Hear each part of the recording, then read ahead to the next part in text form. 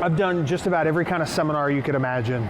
Different styles, different technique, conditioning, and then a shitload of talking. And I find that when I talk,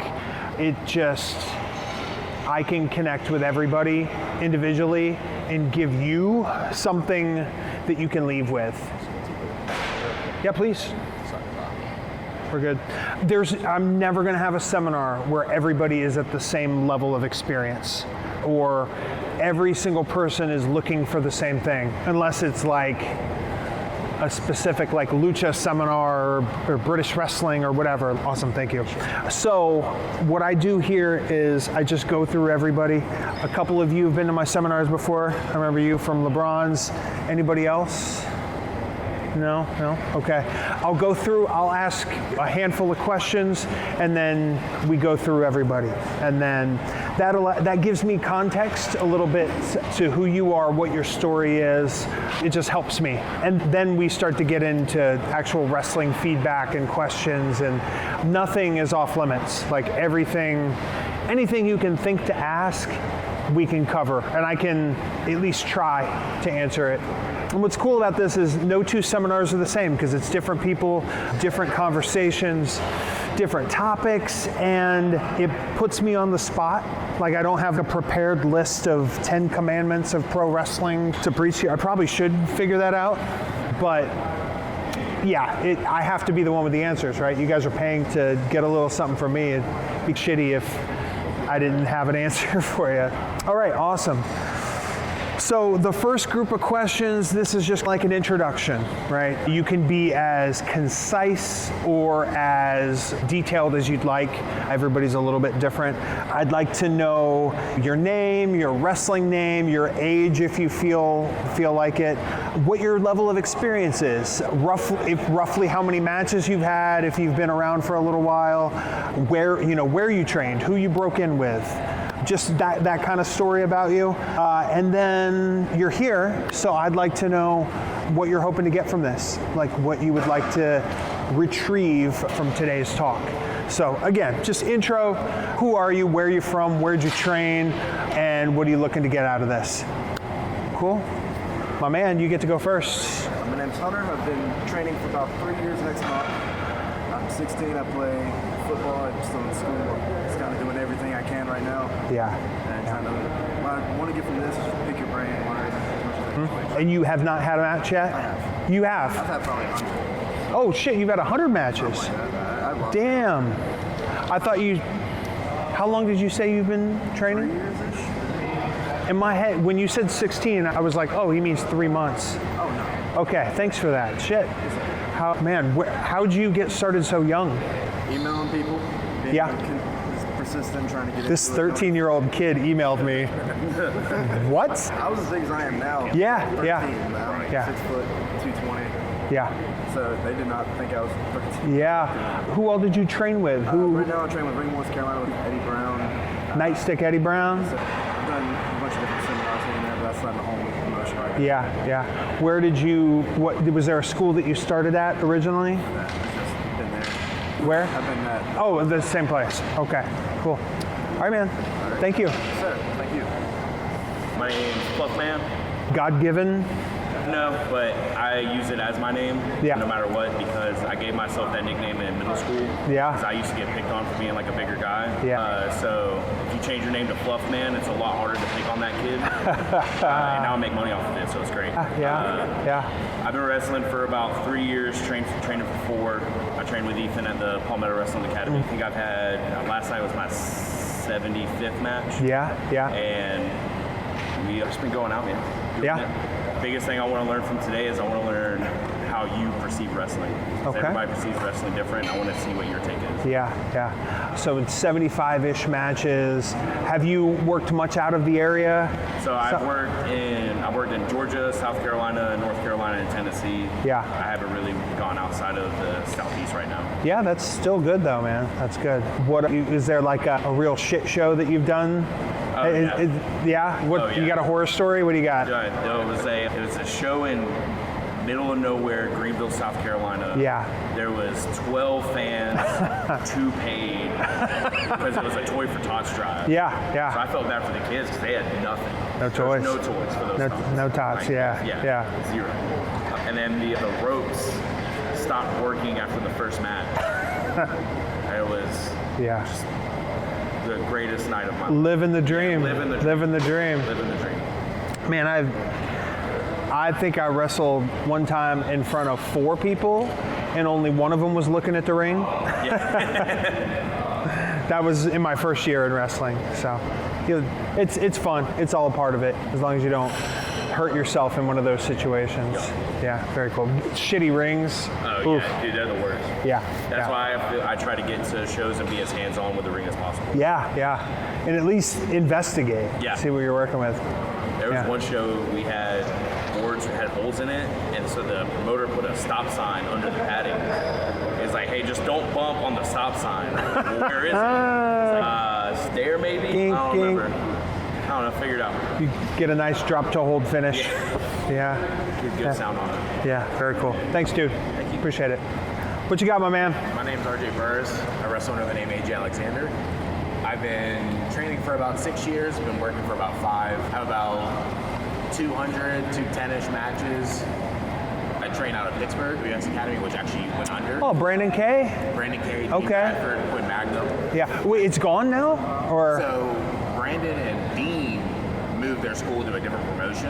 Okay. Brandon actually started his own promotion. Yeah. So now they have like their own separate thing going on, and PWS just folded on itself. Yeah. I trained with Lee Moriarty, who actually told me to take this opportunity. Yeah, good old Lee. Yeah, that's about it. I was an all-American running back in high school. I guess that's No shit. Very cool. And you were from Ohio, you said? Yes. Yeah, okay. yeah, Pittsburgh is the closest school that I had close to me. Yeah, very cool. For a couple months, I've been helping out at IWC, helping them produce their shows and such, Trying to think, what is the name of this other company that Brandon K started? Rise, okay. Yes, And Rise. is Chris LaRusso the booker? Yes. Okay, Yep. okay, very Chris cool. just jumped over there. Okay. From IWC. Yep. So, there's no school now, or it's a different school? It moved to a different building? I Sorry. moved to a different building. Yeah, and then you are no longer there. No, I still train with them. Okay, I got you. Yeah, I just left the other school. You left that the I other started school. at. I got you. Okay, very cool, man. How's the new environment? Good. Yeah. They run in like a mall area now. Yeah. And they draw well, but since it's a big open concept, it doesn't look good on camera. Yeah. So we're trying to figure out how to make it look good Yeah. for the camera. Yeah. Because like I said, they draw well, but it's just there, I guess. Yeah.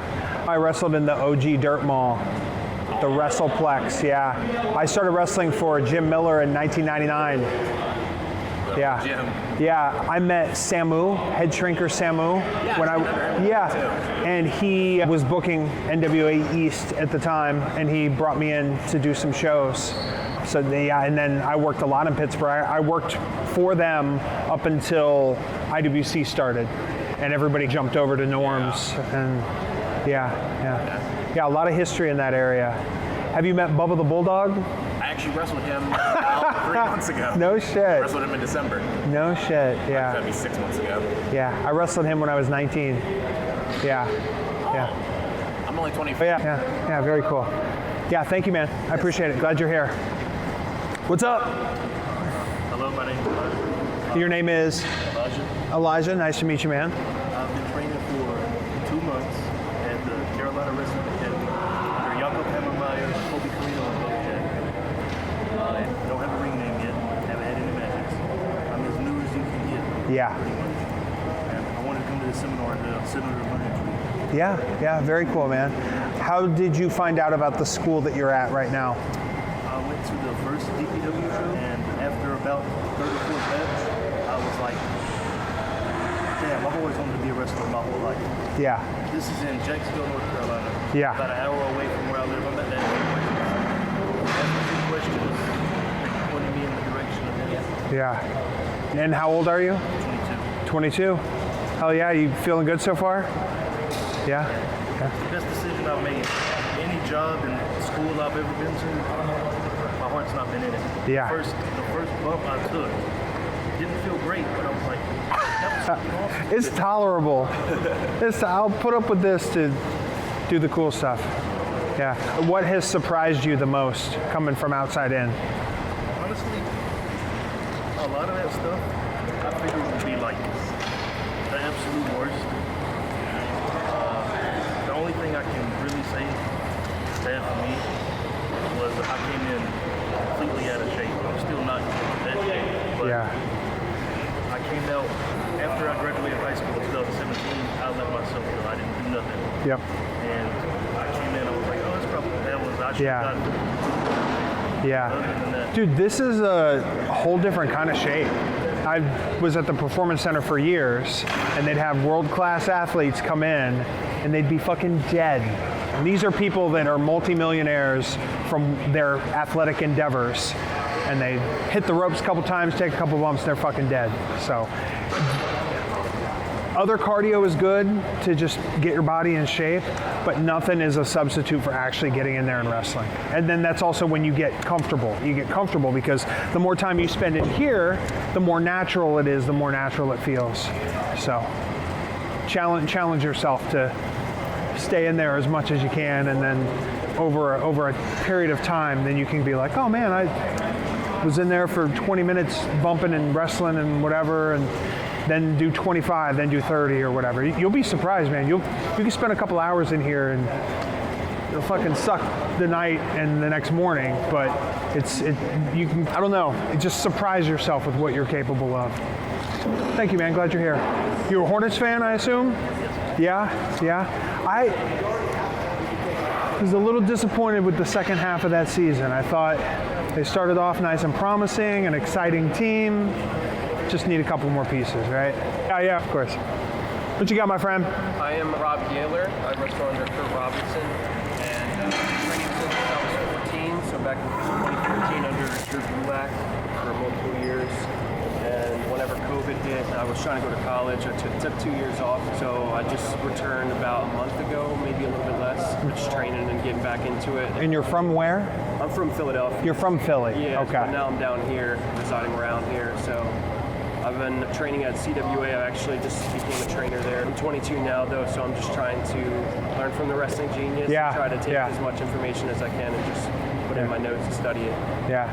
How'd you like training with Gulak? Oh, it's the best. Yeah. Seriously, the best. I He's a learned so psycho, much. isn't he? Yeah, He's a would little tell you psycho. how to do things and why, and Yeah. just so real. It was just the greatest gift that I could have had training under him at CCW. Yeah. Very cool, man. Glad you're here. Thank you. Yeah, thank you. I'm Daniel. My ring name is Milo Irvin. I trained at Flatbacks, and I just finished there. And I haven't even, not like in front of a crowd. I've had matches at Flatbacks, like Yep. where we put it together, but Camp not matches, like, not like practice. a show. Yeah. And then I came here to pretty much get your viewpoint and gather. Very cool. Do you have any bookings? You still working on I them? don't really know anybody, so that was another reason I wanted to get to know people. Yeah. I've been trying, like Yeah. emailing just to see if I get ring crew or anything, and Fuck, it's tough, man. I don't. It's tough. Yeah. You are based in Orlando, or where are you based? I'm from here. You're from here. But Okay. They had a place you could stay at, so Yep. that's why I went there pretty much. Yeah. And then when did you finish that up? A couple weeks ago. A couple weeks ago? How did it feel to finish the camp? Oh, it's awesome. So it's 4 days a week for 3 hours, so it's very, Pretty intense, yeah. but they're very hands-on. That was like my favorite part about it. You get to wrestle Spirits and Breeze, like actually work with them. Yeah. Yeah, and they're very like helpful. Like they're gonna tell you what they think without sugarcoating. Yeah, that's good. How old are you? I'm 21. 21. Okay, cool. Happy with your decision? Oh yeah, for sure. Yeah. Very cool, man. Glad you're here. Thank you. Thank you. My name's Thomas. Everyone calls me Red. I've been training for a year under CWA. I actually trained with Kurt like last week, the first time, which was fun. Only have a handful of practice matches, and I'm referee as well. Yeah. Like I'm refereeing this show tonight Yeah. as well, Yeah. which has been a definitely good introduction to being in front of a crowd. Yeah. And really just here kind of You get to see the fucking masters at work. You're like, what the hell? It's been kind of eye-opening to kind of see like how things work firsthand, instead of being on the side, like I should be in the ring watching them talk, communicate, and work, and just here to kind of just gather in all I can because you part forgot a lot more than I know. Fuck, I hope not. I hope not. I'm trying not to forget anything. How many shows have you reffed? I only do two promotions, this one and then on PWS. Yeah. Which is kind of hosted by CWA. But I've probably done about, let's see, I think like 15, 20. Like actually like rep shows. Yeah, damn, that's pretty good, man. Does it feel a little more comfortable now? Oh yeah, especially compared to the first time I hopped in, I was nervous and I Fucking everything up, huh? oh yeah. Like, Get out of the way. Fuck, what are you doing? I even actually messed up the finish because they didn't tell me what it was. It was one of those manager interference and then guy taps out, but I don't see it kind of thing. They didn't tell me, so, and the guy walked off, I turned around and see the guy tapping out. I'm like, oh shit, I seen it. It's harder than it looks, man. It looks hard, but it's even harder than that. So went from complete jitter, being nervous, I feel natural in there. And relaxed, and good. I'm kind of all over the place now. Yeah, very good, And very I've good. gotten a lot of advice from guys who've been doing it for 10, 15 years. Kevin Pierce, he's going to be here. I think he's been doing some stuff with the NJPW. Yeah, And so he's been giving me advice and been getting advice from people who've been doing it for a while. yeah. How close do you feel you are to having your first match? I'd say within the next year, I feel like I could actually be in a match. Yeah, yeah. Challenge yourself. So what month are we in now? We're in June? Try to see if you can get something by the end of the year. Because it doesn't have to be anything extravagant. It doesn't have to be anything crazy. Lock up, wrestle a little bit, couple bumps here or there, and that's a match.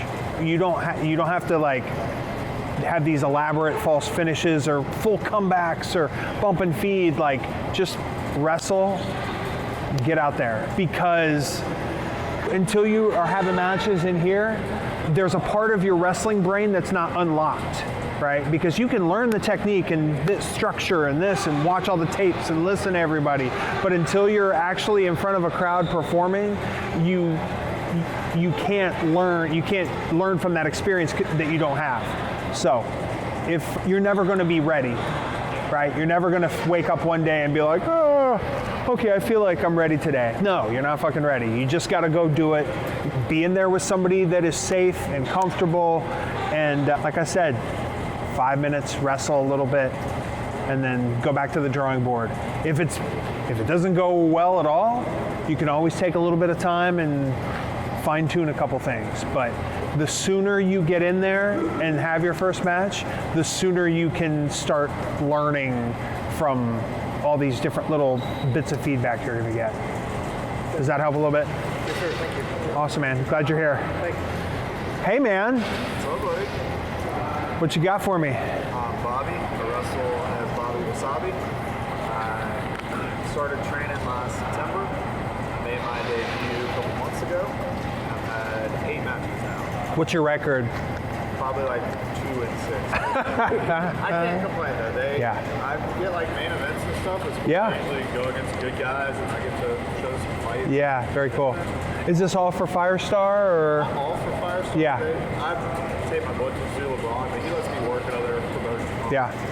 So it's been awesome, man. That's why I got a real life creative character. So, Yeah, very cool. And how old were you again? I'm 32. 32. How's it feeling? I feel fine.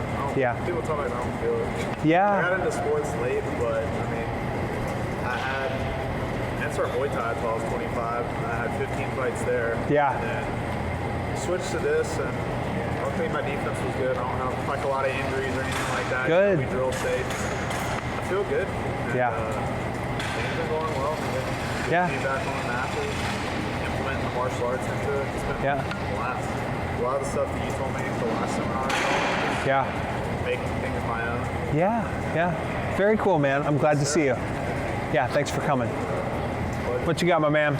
My name is Brendan Sharp, 24. I've been training for about 6.5 months, Southern Ohio, with Roger Ruffin and Chris Harris. Wow, with Roger the Ruffin. NWF. NWF, man. Yep, so I've been I have no show name. I've been refereeing. I just refereed my 32nd match on Friday night and then got up early next morning for the flight down here. Yeah. That's been great. I've just only stayed in Kentucky and Ohio, in those two areas. Yeah. Everything's been great. I actually started training in 2011 under At.Chris when I was 13.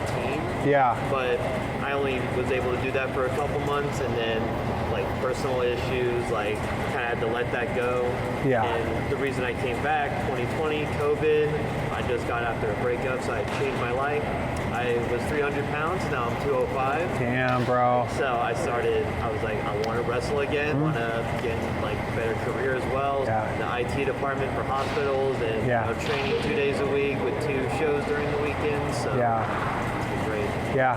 Has Roger helped you with your refereeing? Oh yes, definitely. Yeah. It's always great to have his feedback as well, because the other 2 referees we have aren't as experienced, like a little bit more experienced, but I always ask Roger what's up with that. Yeah. And I always look at the small stuff, like Mike Kyoto's my favorite referee to kind of It's just, I think you were talking with Red, just it's another ballpark to look at it with the referee, because my first issue was like what to say. I don't want to just say, come on, so finding the words to say. I've been liking refereeing as well. I would like to wrestle. But refereeing, if they tempt me like that, I don't mind as well. His trainer, Roger Ruffin, he runs a group in Cincinnati called NWF. I think probably historically the most famous wrestling school in that area would be Les Thatcher's school, HWA, the Heartland Wrestling Association. That's where Nigel McGuinness, Shark Boy, later on John Moxley came through there. Right across the town, you have Roger Ruffin's, and Roger produced Chris Harris, Wildcat Chris Harris, Braden Walker, some people might know him as Abyss. Yeah, Chris Justice, he was back then. Machine Gun Carl Anderson came through Roger Ruffin's. So it's funny, they didn't really have heat with each other, but it was a little, they weren't best buddies. But Roger had been around the business forever and probably most famous for being a referee, would you say? Yes. When I first started, I honestly didn't know who exactly he was, but they told me he was like refereed like WrestleManias and all that. So then I had to look at the footage and I was like, really? So it fucking opened my eyes. Roger Ruffin. Have you met Russ Myers? Do you know who he is? Do you know who Russ is? Nasty Russ? Yeah, Nasty Russ. He still wrestles. He'll open if we don't have a show Saturday, he'll have a little training session on Saturdays. He's a buddy of mine. He's in a tag team called the Jollyville Fuckets. He's the smaller white dude. Yeah. Very cool, man. I'm glad you're here. Thank you. Okay, awesome. Shit. Everybody good so far? Cool. Okay. So now this is where we can get a little bit more in depth. And like I said, nothing's off limits. We can go wherever. If I'm talking with one person and either you don't understand, you want me to clarify, you have a question to tack onto that, just let me know. This is super easy, super casual. So what I want to know now is I want to know what you think your strength is. What are you good at? What are you confident in? What do you feel like when you're in your comfort zone? What's your strength? And then on the opposite side of that, what needs work? Is it your weakness? Is it something you're just looking to fix? If there was something that you could go in and troubleshoot and get it all sorted, what is that thing? So it's basically, what's your strength? What's your weakness? Yeah, and this can be any aspect of wrestling at all. So we're back at you, my man. So I would say my strength is the actual wrestling aspect of actually kind of mat wrestling. Yep. I have a background in jiu-jitsu, with the MMA deal. So that's where kind of my strength is maneuvering kind of around. And I would say my weakness is kind of remembering where to go. Yeah. When I'm there, now what? Yeah. It's just cutting off, not making everything fluid. Yeah. That's kind of where I need work. So give me an example of when you're getting lost. I just don't have a good memory. I'm in the match. We do this thing that we called, and I get there and blank. I just need to work on having a better way to actually memorize parts of the match. Yeah. So I don't have to rely on the other person and be like, all right, go. Okay, so in wrestling, you're gonna fucking forget stuff. You're gonna blank, it's gonna happen. We're gonna do our best to not let it be a regular occurrence, but it's just going to happen no matter how much you can have something 100 times called it down in your sleep, and then just something happens, you're like, man, I have no clue. So when you find yourself in that situation, remember, the most important thing isn't remembering what's next or where you're supposed to go. It's like, the most important thing is to remember where you are in the match. Like, where are we, so that I can act like where we are until something comes to me. Either I remember it or I figure out something to do. So for instance, are you babyface normally? What are you? Okay. Babyface, heel, wherever I go. Okay, so, well, let's just go with babyface for now, right? And you wrestle, right? You're in the shine, you're doing stuff, and then he's coming off the ropes. Hey, come on in. Does everybody know Bandit? Okay, so then we just went through the first round, so we'll come back. So pause on that. So you know the deal. Your name, where you're from, what your experience is, and what you're hoping to get out of yet another Chris Hero seminar. Jojo, I wrestled in Kid Bandit about a year in this month. What date? The 28th. The 28th?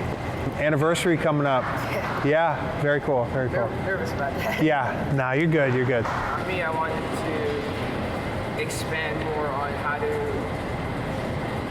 more so not get into my head too much as far as both in-ring and out-of-ring stuff. Yeah. Adjusting to the new lifestyle. Yeah. Yeah. I'll bring this up again if it makes sense with what we're discussing, but you heard me say it at the previous seminar. There's a thing called paralysis by analysis. Basically what that means is you are trying to either do the right thing or make the right decision, or you're thinking, it could be something as simple as writing a promoter an email, or it could be coming up with what you want to do for your comeback that night, or what kind of gear to, whatever kind of a decision you have to make. You are so focused on it that you're fucking frozen and you can't make a decision because you don't want to make the wrong decision. And that sucks, right? It's just a thing that happens, and we just have to recognize when that happens, and then we have to like make a decision, right? And it helps having people around you that support you and encourage you, because sometimes you have two decisions that you could make, and you just have to go to somebody that you trust. Hey, I've got these two things. What would you choose and why? And then now you've got that little bit of feedback. And then you can like, all right, fuck it, I'm just gonna do that one, right?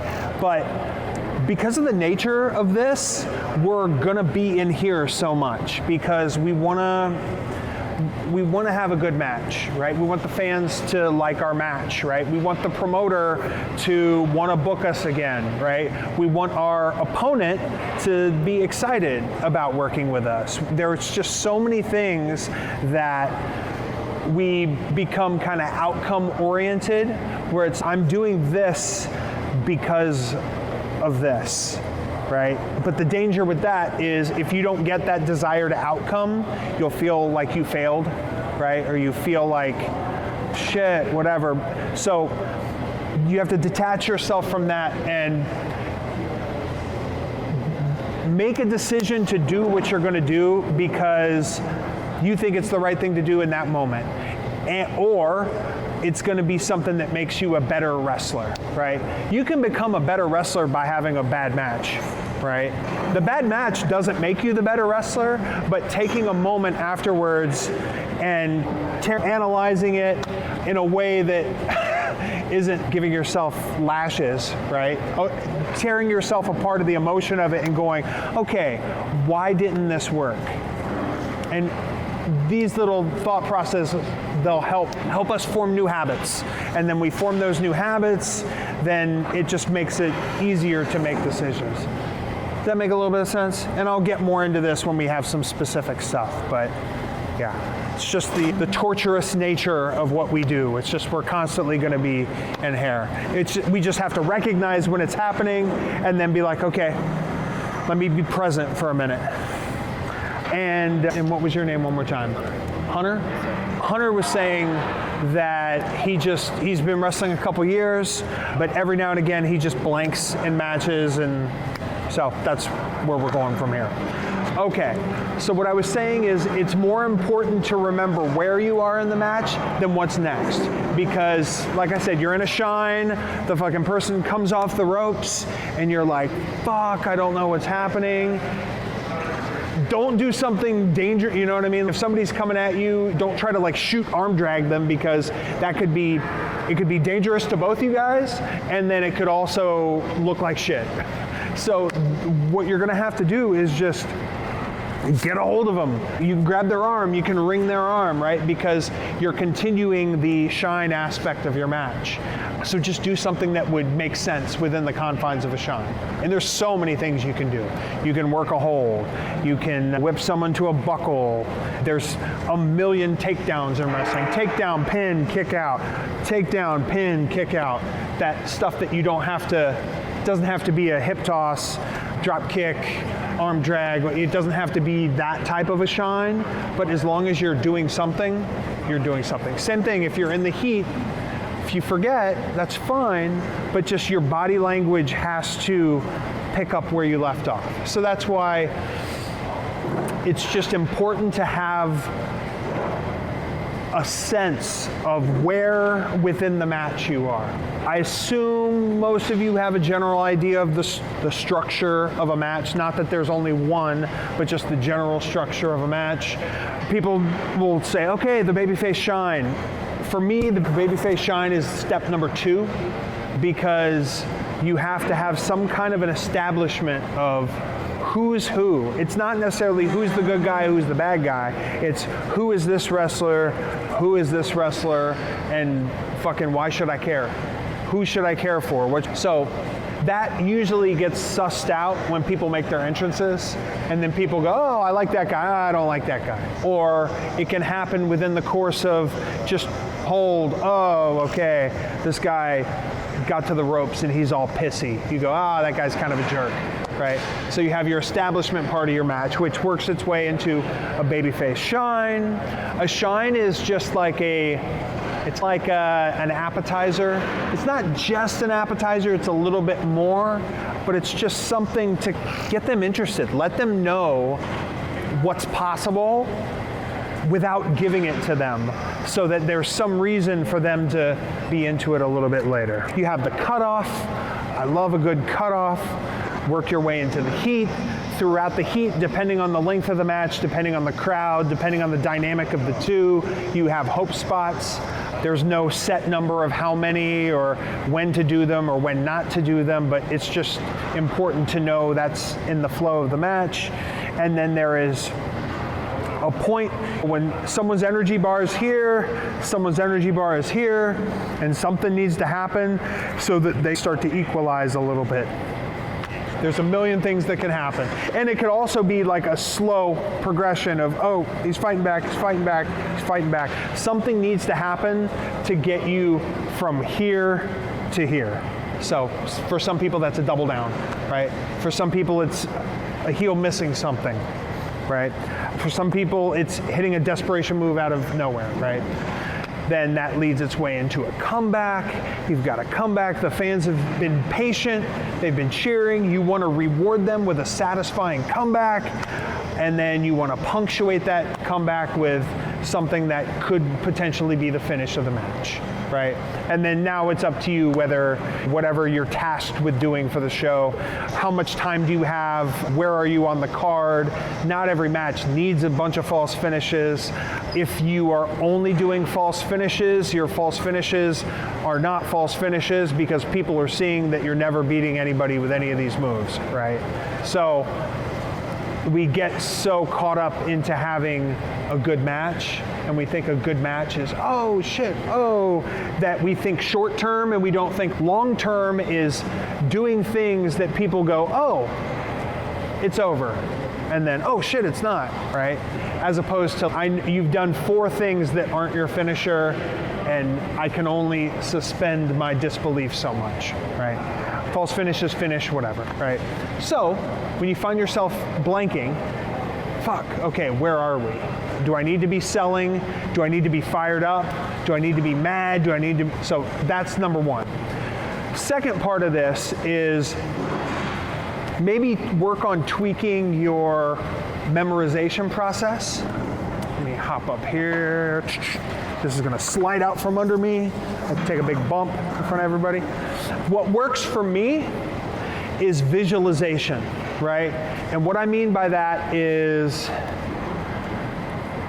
say we're running a spot in the match where you're gonna throw a clothesline with your right arm and I'm gonna duck it, and as soon as I turn around, you're gonna hit me with the left arm, right? So it's just a simple spot. Duck one, turn right around into the left, right? So when we call matches, that becomes shortened to like, all right, duck one, hit the line, da, da, da, and we don't put any extra thought into it.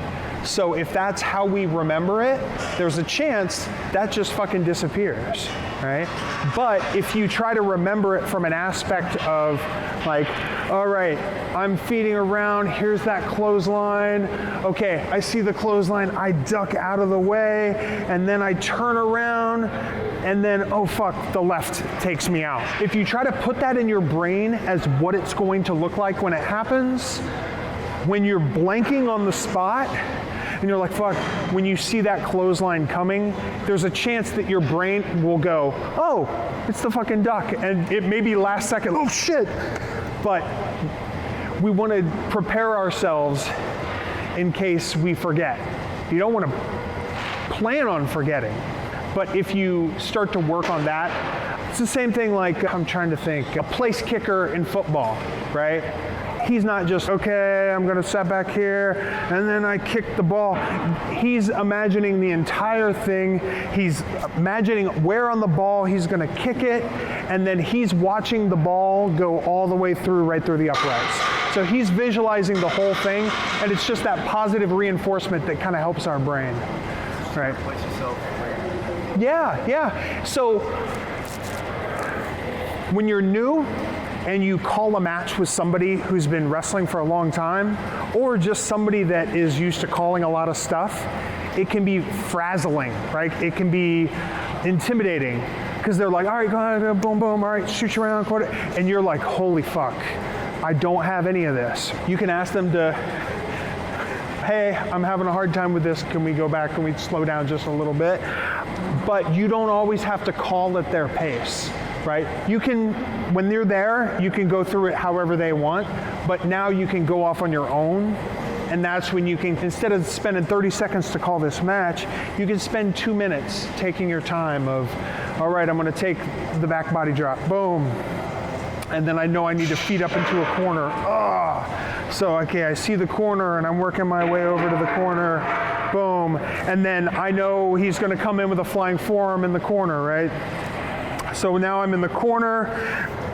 I'm not just gonna go here and wait for the elbow. I'm gonna take my time. I'm not gonna be fucking slow. I'm gonna know where they are and when they're getting ready, so that when I get to the corner, they can start, and then at the last second, I can go, oh shit, boom. You can play that out in your brain so that when it comes time to do it, it looks like how it's gonna look. That's not always gonna work, but it's just a good practice. Does that help a little bit? Okay, awesome. Let me tie this real quick. I'll be distracted.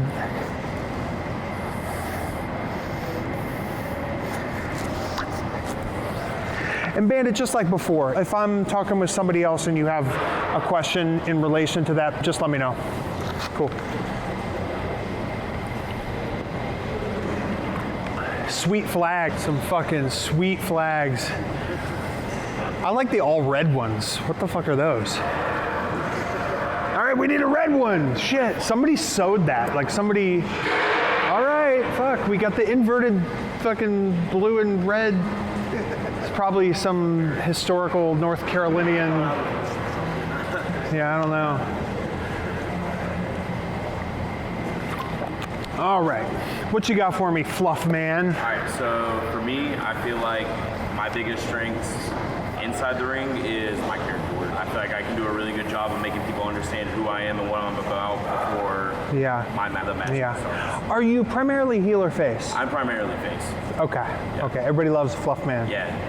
I'm just a dude, man. Yeah. I feel like I have that, like, not saying I'm on the same level as he was, but I feel like I have that little bit of a dusty aspect of I just look like you would know me outside of this. Yeah. And so it makes it to where whenever they do see me and they do see the stuff that I can do, it just resonates a little bit more with them. How long have you had the mullet? So this was a quarantine decision. I left my head since. Started using the mullet Messiah. Come out. Fuck yeah. Classic mullets in the history of pro wrestling. Oh yeah. So you have a favorite mullet? Favorite mullet in pro wrestling? I'd probably just say Ricky's, only because we've worked together before. And we complimented each other. You got the Mike Awesome mullet, of course. Okay. Mike Awesome is good, but I think an underrated low-key number one is Gary Albright. Are you familiar with Gary Albright? Okay, so you know who Kenny Powers is? Yeah. Okay, imagine if Kenny Powers was like a sick fucking amateur wrestler. That's Gary Albright. I really fuck with Shingo's mullet. Shingo. It's so sick with the stencils on the side. Yeah. That's like a stylish, that's cheating. Yeah, very cool. Sorry, continue, please. Outside of the ring, I feel like one of my other biggest strengths is like setting up shows.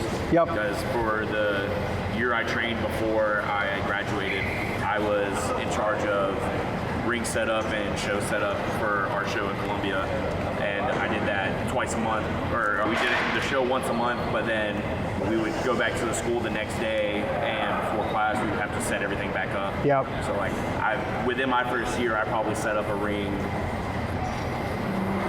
hundreds of times. Yeah. In ring wise, I feel like my biggest weakness is I am probably the German sausage of chain wrestling. I'm the worst. Oh, okay. I was like, what am I not getting? What am I getting? I got it. I got you. But I feel like it's part of, I've had trouble, I guess, understanding it, but then also I guess I don't find it as entertaining as other parts, so it's hard. I feel like it's very hard for me to watch it. Yeah. Like the most fun I ever had doing anything like that was we did a Gresham seminar one time. He was super cool. Yeah. And He's all right. He's all right. Yeah. Dude, we had burritos afterwards. It was great. I had a great time. Damn. But yeah, just like chain wrestling and stuff like that, I feel like I have that would probably be my biggest like in-ring like weakness. Yeah. Now, is that something that you actively want to get better at? I've not necessarily get better at. I would like to have a better base knowledge of it. Yeah. So one thing I have been doing to try to get better at that is we have at our school, we have 2 kids who are amateur wrestling coaches. Yeah. And after the classes the days that they're there, after class, I'll have them spend an hour with me and just try to show me different things. Yeah. And stuff like that. Try to get. I feel like I feel like I would do better having at least a base knowledge of it, not necessarily making that my thing, because there are people who can do it way better than I would ever be able but that to. Confidence kind of pushes you to a new. If you know you can do it, you don't have to always do it. It's just knowing that it's there. It just, I don't know. It just makes you feel better. Yeah. All right, so let's see, how can I say this? I don't think enough people wrestle today. And that sounds dumb because fucking everybody wrestles. But I think when you start a match with a kick or a punch, or you start a match with a drop kick or something aggressive like that, I think you miss out on the opportunity to build up to that moment, to make it mean more and to get more out of it, and to get a better reaction for less bodily harm. Does that make sense? Yeah. Because you can kick and punch and then go back to headlock takeovers, but for a lot of audiences, that's like a disconnect. Because like once you do this to me, even if it's just like a kick to the gut or a knee to the gut, to me that physicality changes the dynamic between us, right? So if you kick me in the gut, okay, maybe one kick to the gut is a little extreme, but if you give me a couple good shots in the corner, I'm not gonna be satisfied coming out and just hip tossing you and snapping on a chin lock. No, I'm gonna wanna return that physicality. What you did to me, I wanna do back to you in my way. So when we start, whether it's a jump start, a hot start, you've got 4 minutes, so you're like, fuck, we gotta get into stuff. I think we lose that opportunity to just get a better reaction for that stuff. So that being said, like, not everybody needs to have that wrestling in their match, because not every story, it doesn't make sense for every story. But especially on like live events like this, I would rather wrestle to very little reaction, right, than do a bunch of spots to very little reaction. But if you start by wrestling, you're presenting things in a way where it's okay for them to just sit and watch. They don't have to be cheering for this guy, cheering for that guy, boo, yay, whatever. They can just sit and watch, and the basic story that you're telling unfolds. And as that unfolds, that's when they can, oh, that's fucked up. You were getting out wrestled, so you backed him up against the rope and elbowed him in the jaw. Fuck you, boo. Now I want to see this guy get a little bit of a comeuppance. And it's just so natural to be able to do that. Whereas if you start off and it's hip toss, arm drag, drop kick, arm drag, hold in the arm bar, yeah, and it's silent, it's fuck, why did I just take 3 bumps that could fucking give me back spasms without getting the most out of it? One of the things I try to spread out amongst the world is, if you've ever stepped foot in a wrestling school ever, they'll tell you that less is more. I assume everybody's heard that. I think it's fucking bullshit. I think less is more is bullshit, because not the essence behind it, but the way it's used. Fuck, I see fans do it. When fans are talking shit about AEW or whatever, they listen to Cornette once and they're like, less is more. Like, don't less is more. It's fucking not. If you do less shit, it's still shit. You do more shit, it's still shit. So the way to reframe that and have the good essence of it is to always try to get more out of less. Get more out of less.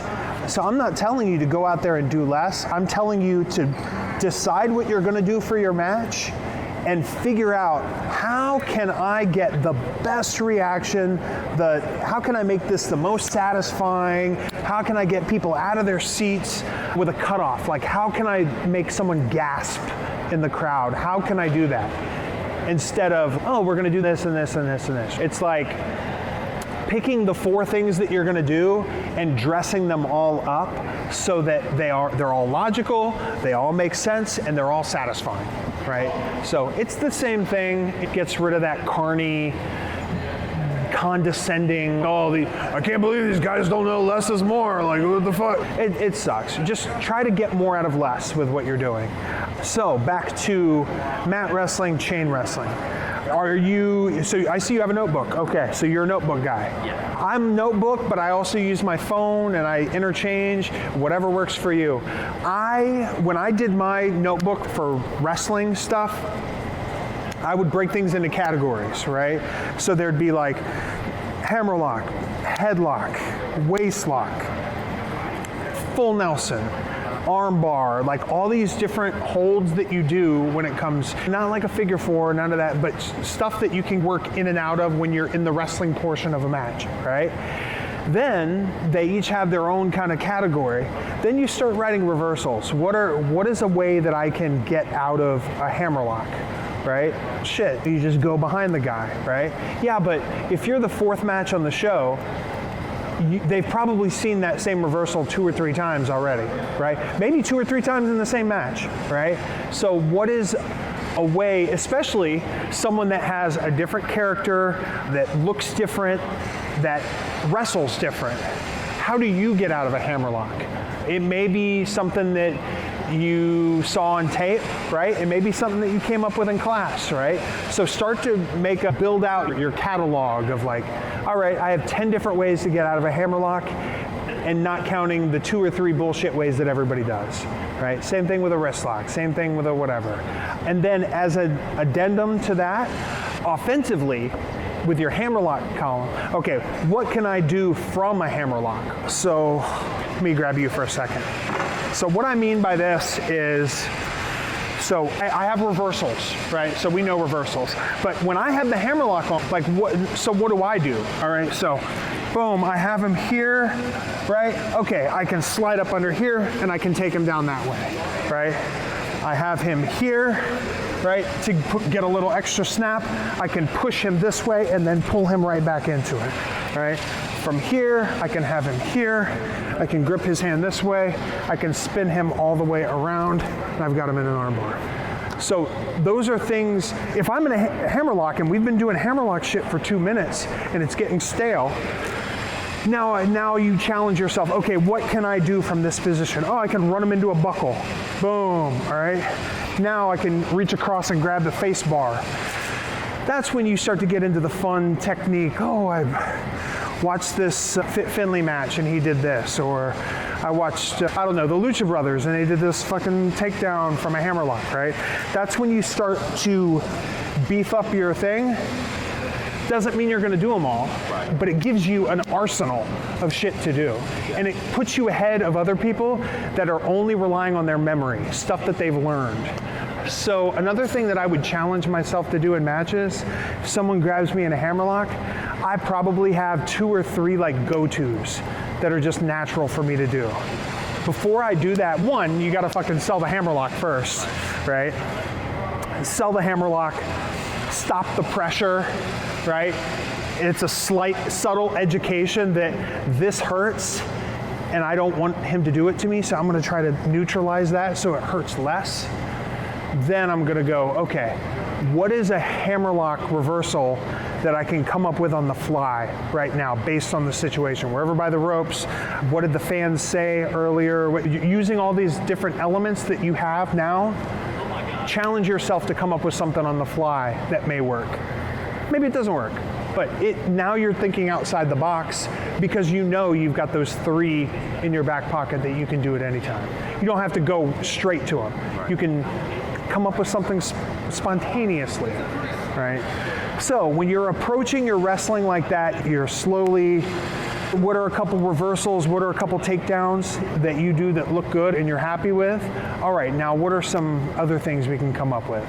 And you only get better at it when you spend time on it. So find a buddy, give yourself 5 minutes, and then don't repeat anything. Once somebody does the fucking hammerlock reversal, it's gone. Once somebody does the fucking roll on a wrist lock and grab the wrist, it's gone. So that just challenges you to think on your feet. And that's when a lot of our best stuff comes from being challenged to, all right, what the fuck else is there? What other options do I have? And then, like I said, set a 5-minute timer and just see what you can do. You'll be surprised, man. If you rep that out after a while, you can wrestle 30, 40 minutes. Of course, you're repeating the same holds, but you're doing interesting different pins out of it. You're doing different takedowns. Man, and it just gives you that confidence. Like, damn, I can really fucking go in there and wrestle. Shit. So if something fucks up in a match, all right, cool, let's just wrestle. We're here to wrestle anyway. Right? And then you can organically build stuff off of that. Does that help a little bit? Yeah, absolutely. Okay, hell yeah, man. Thank you. Thank you. What you got? So I feel like my biggest strength in wrestling is match structure. Yep. Because I'm heavily influenced by the Japanese style, and everyone does like the strong style, so I focused heavy on the King's Road style. Yeah. So just watching like the 4 Pillars of Heaven and all that, Yeah. just how they would structure their matches and build long-term stories through their matches themselves. Yes. I feel like I'm able to pick up on a lot of it. Like obviously, like you said, the better people that you're in there with, the more you're gonna learn Yes. structure-wise. But I feel like just from watching, I've picked up a lot, and I still have a long way to go. So I feel like that's my biggest strength is match structure. Yeah. And then my biggest weakness would probably be like promos, trying to get my character across during the promo. Yeah. Yeah. Fuck, it's tough, right? Very. Doesn't it suck when you see someone that's fucking really good at promos? And you're like, are you even fucking trying? What the hell, man? And then, man, you just agonize over, fuck, what do I... Okay, so we'll come back to promos. Yeah. One thing I wanted to mention about the structure and laying matches out in that certain way. that is a very good skill to have. It's important to figure that out. The thing to keep in mind though is that we can emulate stuff from the greats and the way they put things together, but you have to realize that when you're doing it, it lacks the context that they have. So what you have to do is you have to fill in the blanks with your own context, right?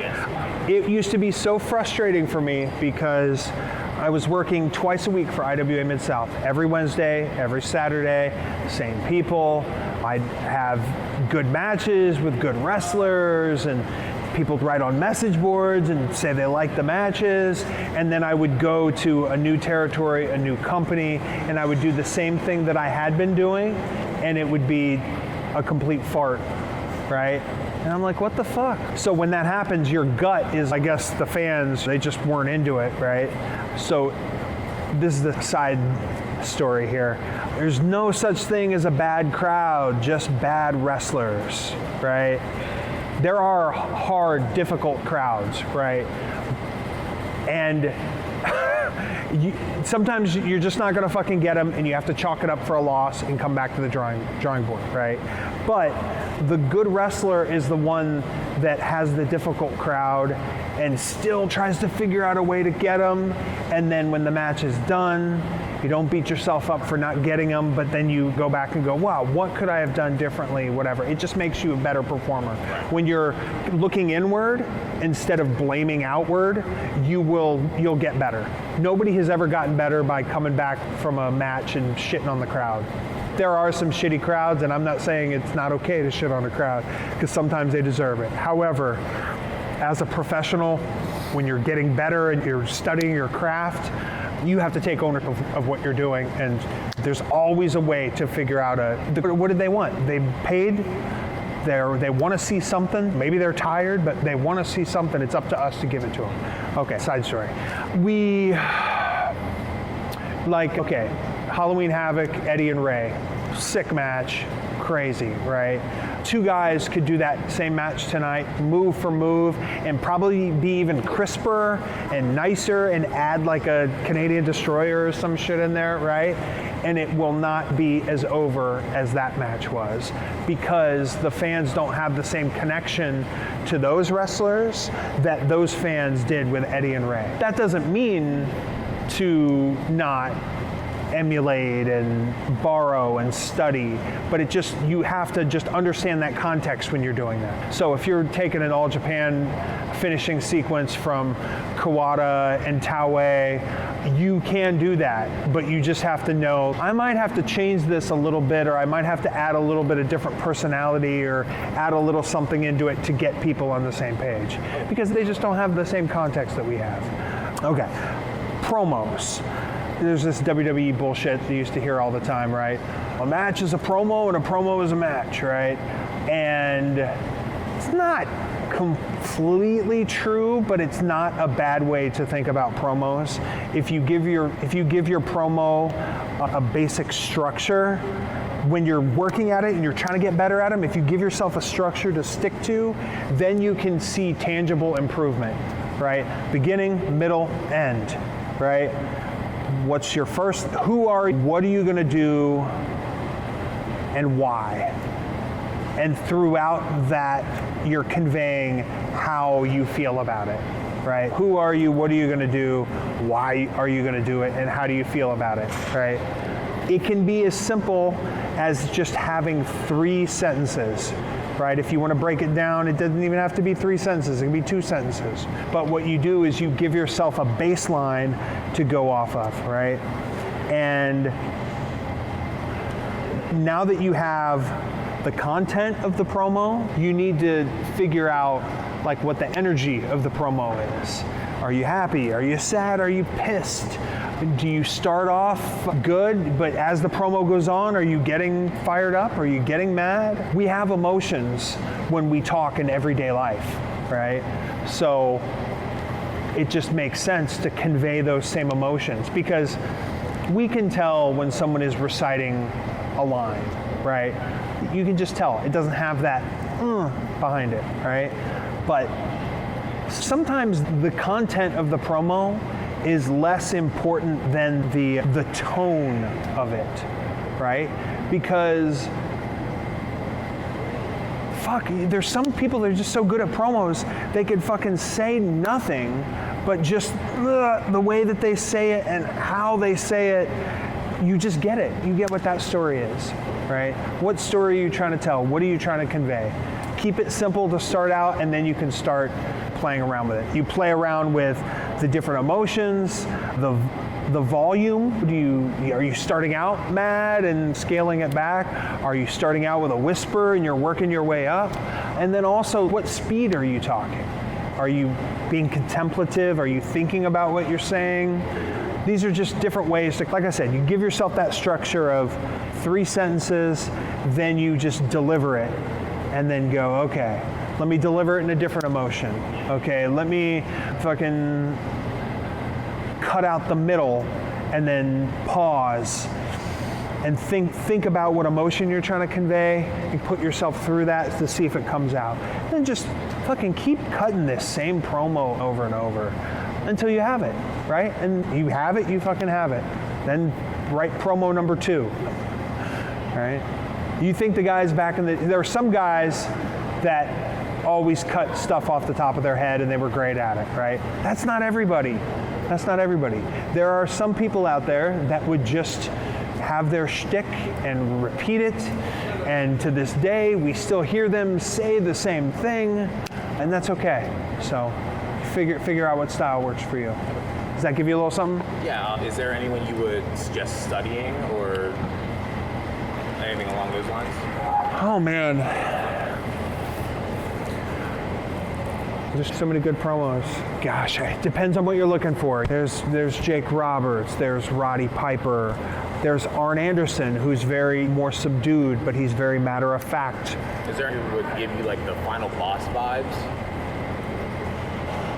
Here's one, and you probably don't understand a word he's saying. Minoru Suzuki. You can't understand what he's saying, but you fucking get his vibe. If you love Japanese wrestling, pay a little more attention to those press conferences. Pay a little more attention to just stuff that leads up to shows and when they're getting in each other's faces, just that tonality of what they're doing. You don't know what they're saying, and it doesn't matter because you get it, you understand it. Deliver. Yeah, Okay. yeah. Man, who else?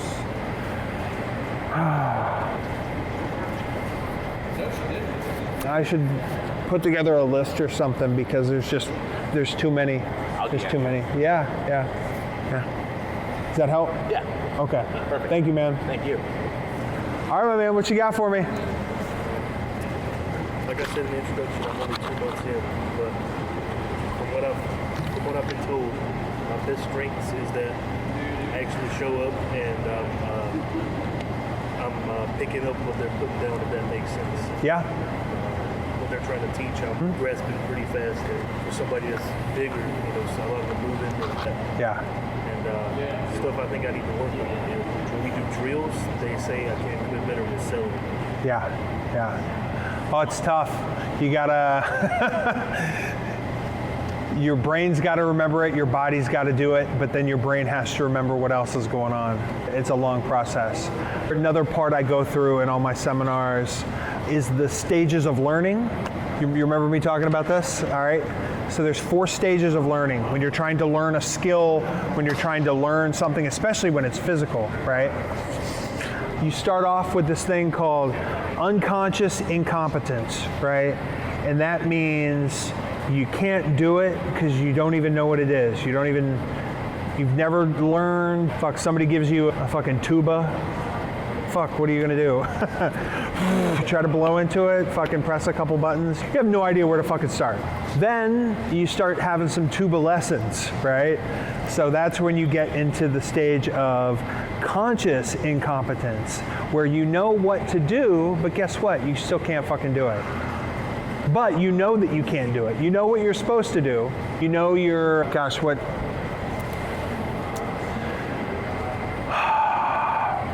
it's a simple thing, like taking a hip toss, right?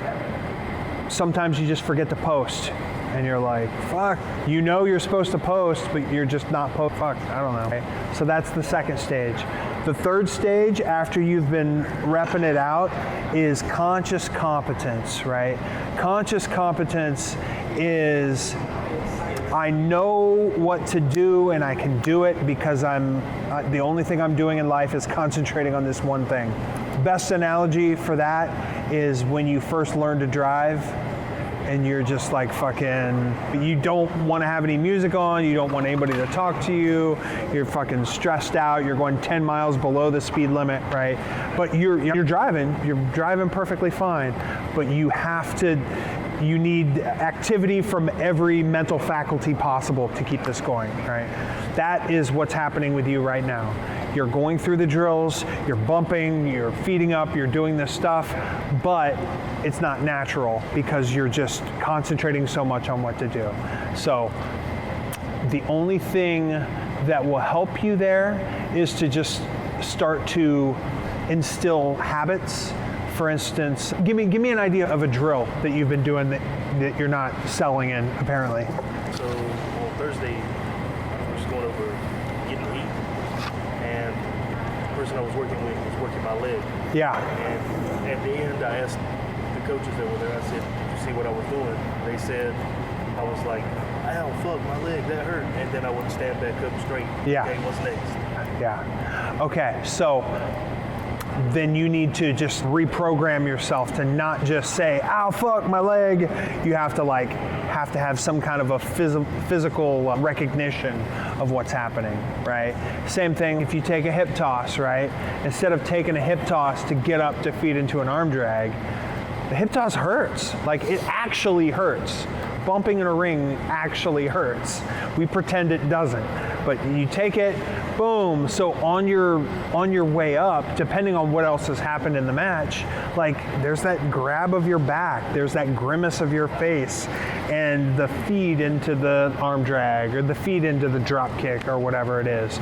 So start to program yourself to add those elements to it so that you can, it's second nature, right? And that's just going to get better with more reps. Do you get much footage of your drills or anything? I get some every now and then. Yeah. Depending on what your coach, your trainers allow, I would try to get a little bit more of it so that you can see it. Because then when you see it, you can go, I can understand. It gives you a mental note so that next time you're in that same spot, it's highlighted and you're like, "Oh, fuck, saw my leg." Okay, limp a little bit. What does it look like when your leg hurts? It's different for everybody, right? And there's different severity of a leg injury, right? So there's different ways to play around with it. If I'm a babyface and you're the heel and you cut me off with my leg, I'm not gonna go, "Ah, fuck." I'm not gonna go all the way into it, right? It's gonna be gradual. It's gonna hurt, but I know that we have more to go. So I can't start at a 10. I have to work my way up. Otherwise, we're fucked for the rest of the match because I can't do anything, right? So, does that help a little bit, dude? Okay, awesome. Yeah, okay, so the two words are conscious incompetence, and you go from unconscious incompetence, conscious incompetence, conscious competence, and unconscious competence. It's wordy, but you get the gist of it. You go from not knowing and not understanding to doing it without even thinking. Yep. Okay, so I would say for like strengths, I would say definitely the wrestle part of being of the match and not really calling stuff.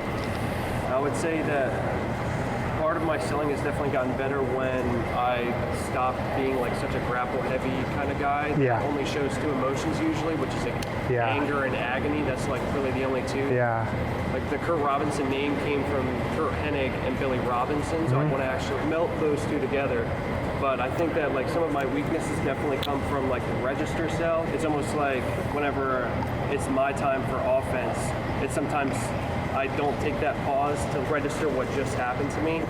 But I think I also want to get better about communicating within the ring so that I can help out and be facing the match so that if they get lost, I can still like inconspicuous tell them where they need to be or what. Yeah.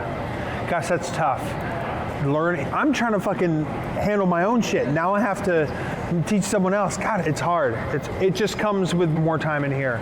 As far as the, okay, let's go to selling real quick. When people think of selling, you think, that's what we think of selling. E.T., oh, I'm dead. Oh, I go through a table, oh, I hurt, right? But selling is anything. You can sell being mad. You can sell being aloof, right? It's just conveying whatever emotion makes sense for that moment, right? So you walk out of the curtain, a guy looks at you and gives you the finger, right? Or whatever your reaction is to that is authentic and makes sense within that is you selling, right?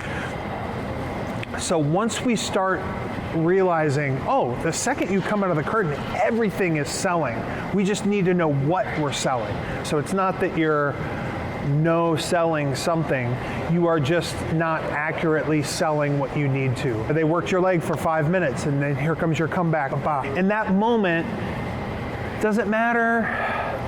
Maybe not in that moment, but what you're subconsciously telling them is that the stuff that happened here, they didn't need to pay attention to it. They didn't need to care because it didn't come into play. It's like watching a movie when there's like all this stuff with these dialogue and these characters and whatever, and then it never pays off to anything. And then you just feel rotten. You're like, why did I even fucking care about that? Thematically, it didn't make any difference in the movie whatsoever. However, when you're watching a movie and you see some conversation between two characters and there's something very subtle within that, and then as the movie's about to wrap up and things are playing out, and then you start to go, oh, I remember they were talking about this.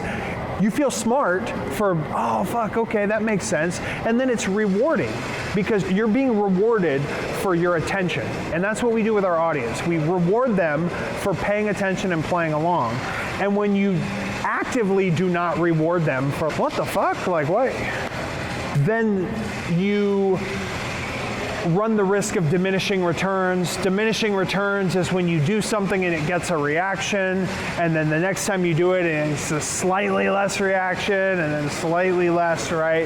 Now that may not be the same as getting a lesser reaction with a move, but this is when they see you, they connect that emotion that they felt to you, and their last experience with you wasn't satisfying. So then it's, whatever. It's not something to agonize over, but it's something to make note of when you're trying to get better at this, right? So, when you're going throughout the course of a match, when you're selling, whatever it is that happened to you, take a moment to put yourself in that place of, okay, what happened to me, and then carry on about with whatever you're doing, but just don't forget what happens. Another analogy I have is, if you imagine your match, you come out of the curtain, you imagine yourself with an empty backpack, right? And every reaction, interaction, moment of physical pain or emotional angst, whatever that is a separate item that is going into your backpack, right? So that throughout the course of this 5, 10, 15, 20-minute match, you're putting all kinds of shit in here. Excuse me.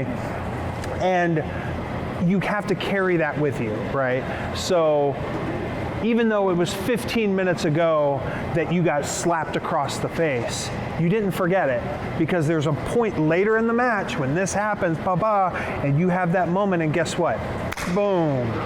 Now people are like, oh, fuck, I remember that. And it feels more rewarding, it feels more satisfying, and then it makes them, instead of this, it makes them sit forward and go, oh, shit, okay.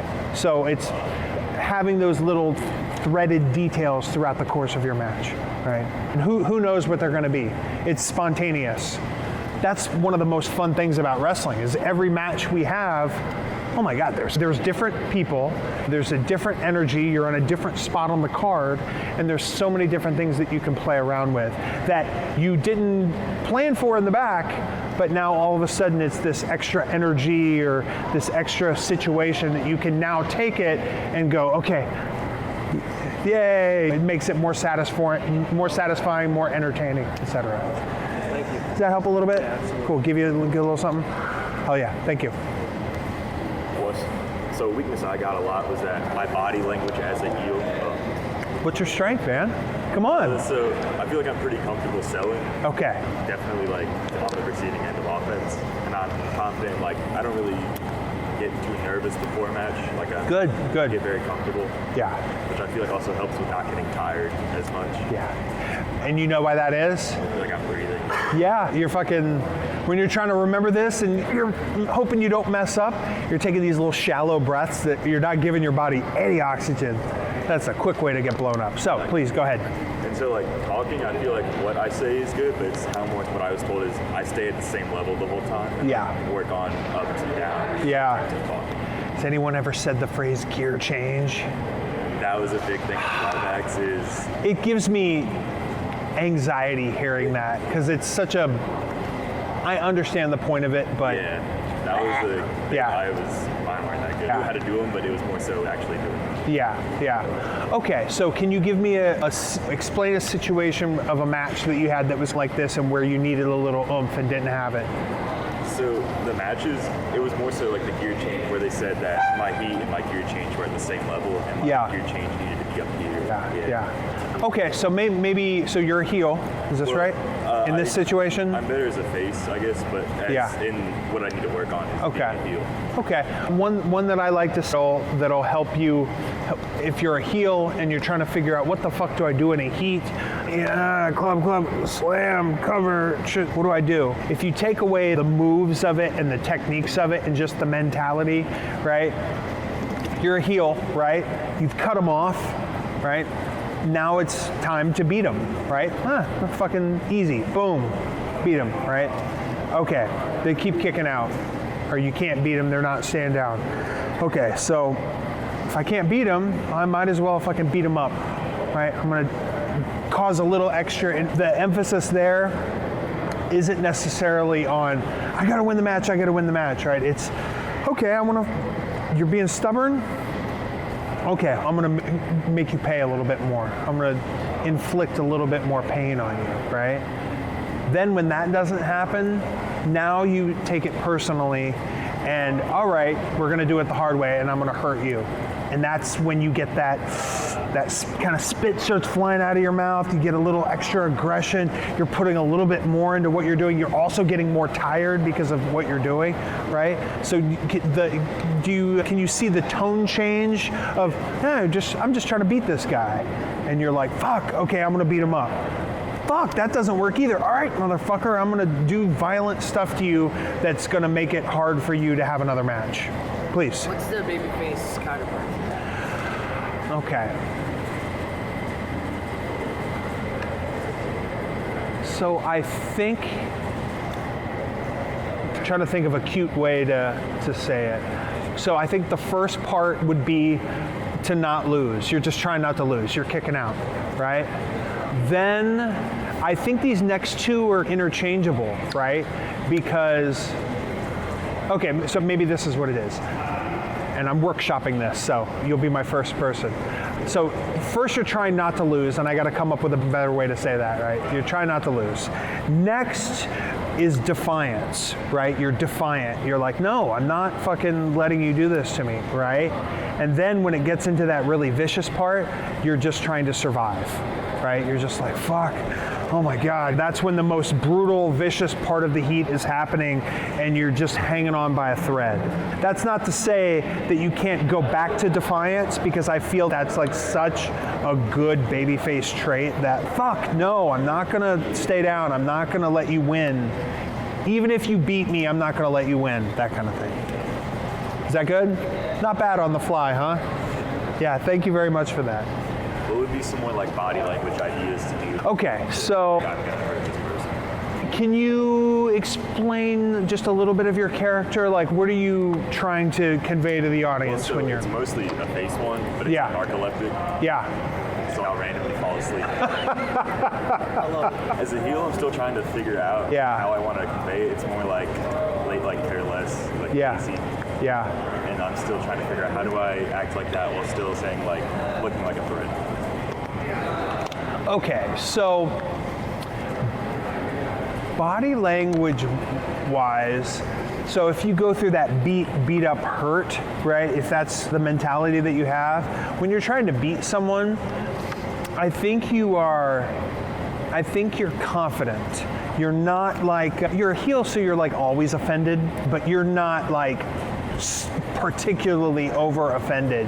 Now you're just kind of like, all right, of course I'm gonna beat this person, it's an afterthought.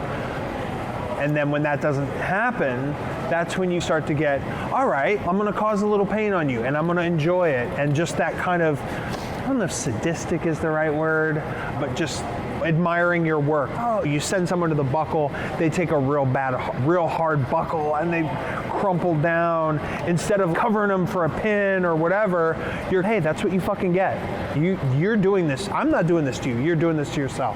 That kind of mentality. And then once you get into that back half, that's when you start to lose your grip. You start to lose control. God, what the fuck is it going to take? That's when you've taken it personally, and now you are just like, this person isn't just not losing to you, they're making you look dumb. They're making you look foolish. They're making you look weak. And that's when you become unhinged and you're like, God. And then that desperation opens the door for them to be a little craftier, a little bit quicker, a little bit smarter, because they're trying to control their emotions a little bit more than you. And then also there's that, when you lose it on a baby face, right? Where do you go from there, right? There's some people that are very good at bottling that and then just unleashing it and maintaining it, right? It's not easy. But what's easier is to unleash and then, fuck, if I keep doing this, I'm gonna end up getting disqualified. I don't wanna get disqualified. I'm gonna end up in jail if I fucking take this guy's eye out, or there's gonna be an assault, the cops are gonna be called. That kind of thing where you have to like, okay, fuck, okay, let me calm down. But you're showing that range of emotion. You're showing like, I can get to this point, but then you have to like, it helps if you have a tag partner, it helps if you have a manager, if you have, the ref can be the voice of reason, and you're kind of like, okay, fuck, all right. And then that just shows, oh man, that was fucking really dark that he got to that point, so. Thank you. Yeah, no problem, no problem. I'd say as a strength, probably because I was always into martial arts with like on my own, hands in the military, so throws, sweeps, like jiu-jitsu I feel strong with. Yep. Weakness would be having a personality in the ring. Yeah. One of the biggest critiques that I had on my last practice match was it was like I was stale, like I was just like moves looked good, but it just but like it wasn't like any reason for someone to go. I was healed, so there was a reason for someone to hate me. It was just kind of like, oh, he's just a guy doing moves. Yeah. So that's been my biggest weakness. Yeah. It's tough. There's people on TV making good money that still struggle with that, so it's not the end of the world. I would say, without going too in depth, figure out who you want to be. I realize that's, oh fuck, who do I want to be? It can be simple. You said you normally heel, or in this situation you're a heel? Okay, so then break it down. Okay, why are you a heel? What makes you a heel? What is it? Do you feel disrespected? Do you feel ignored?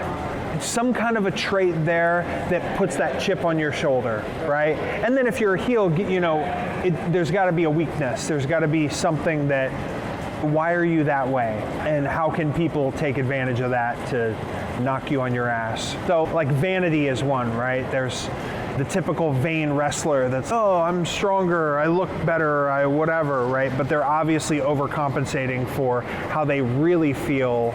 And when you challenge, that's when their world starts to crumble, right? That's just a very basic pro wrestling thing, right?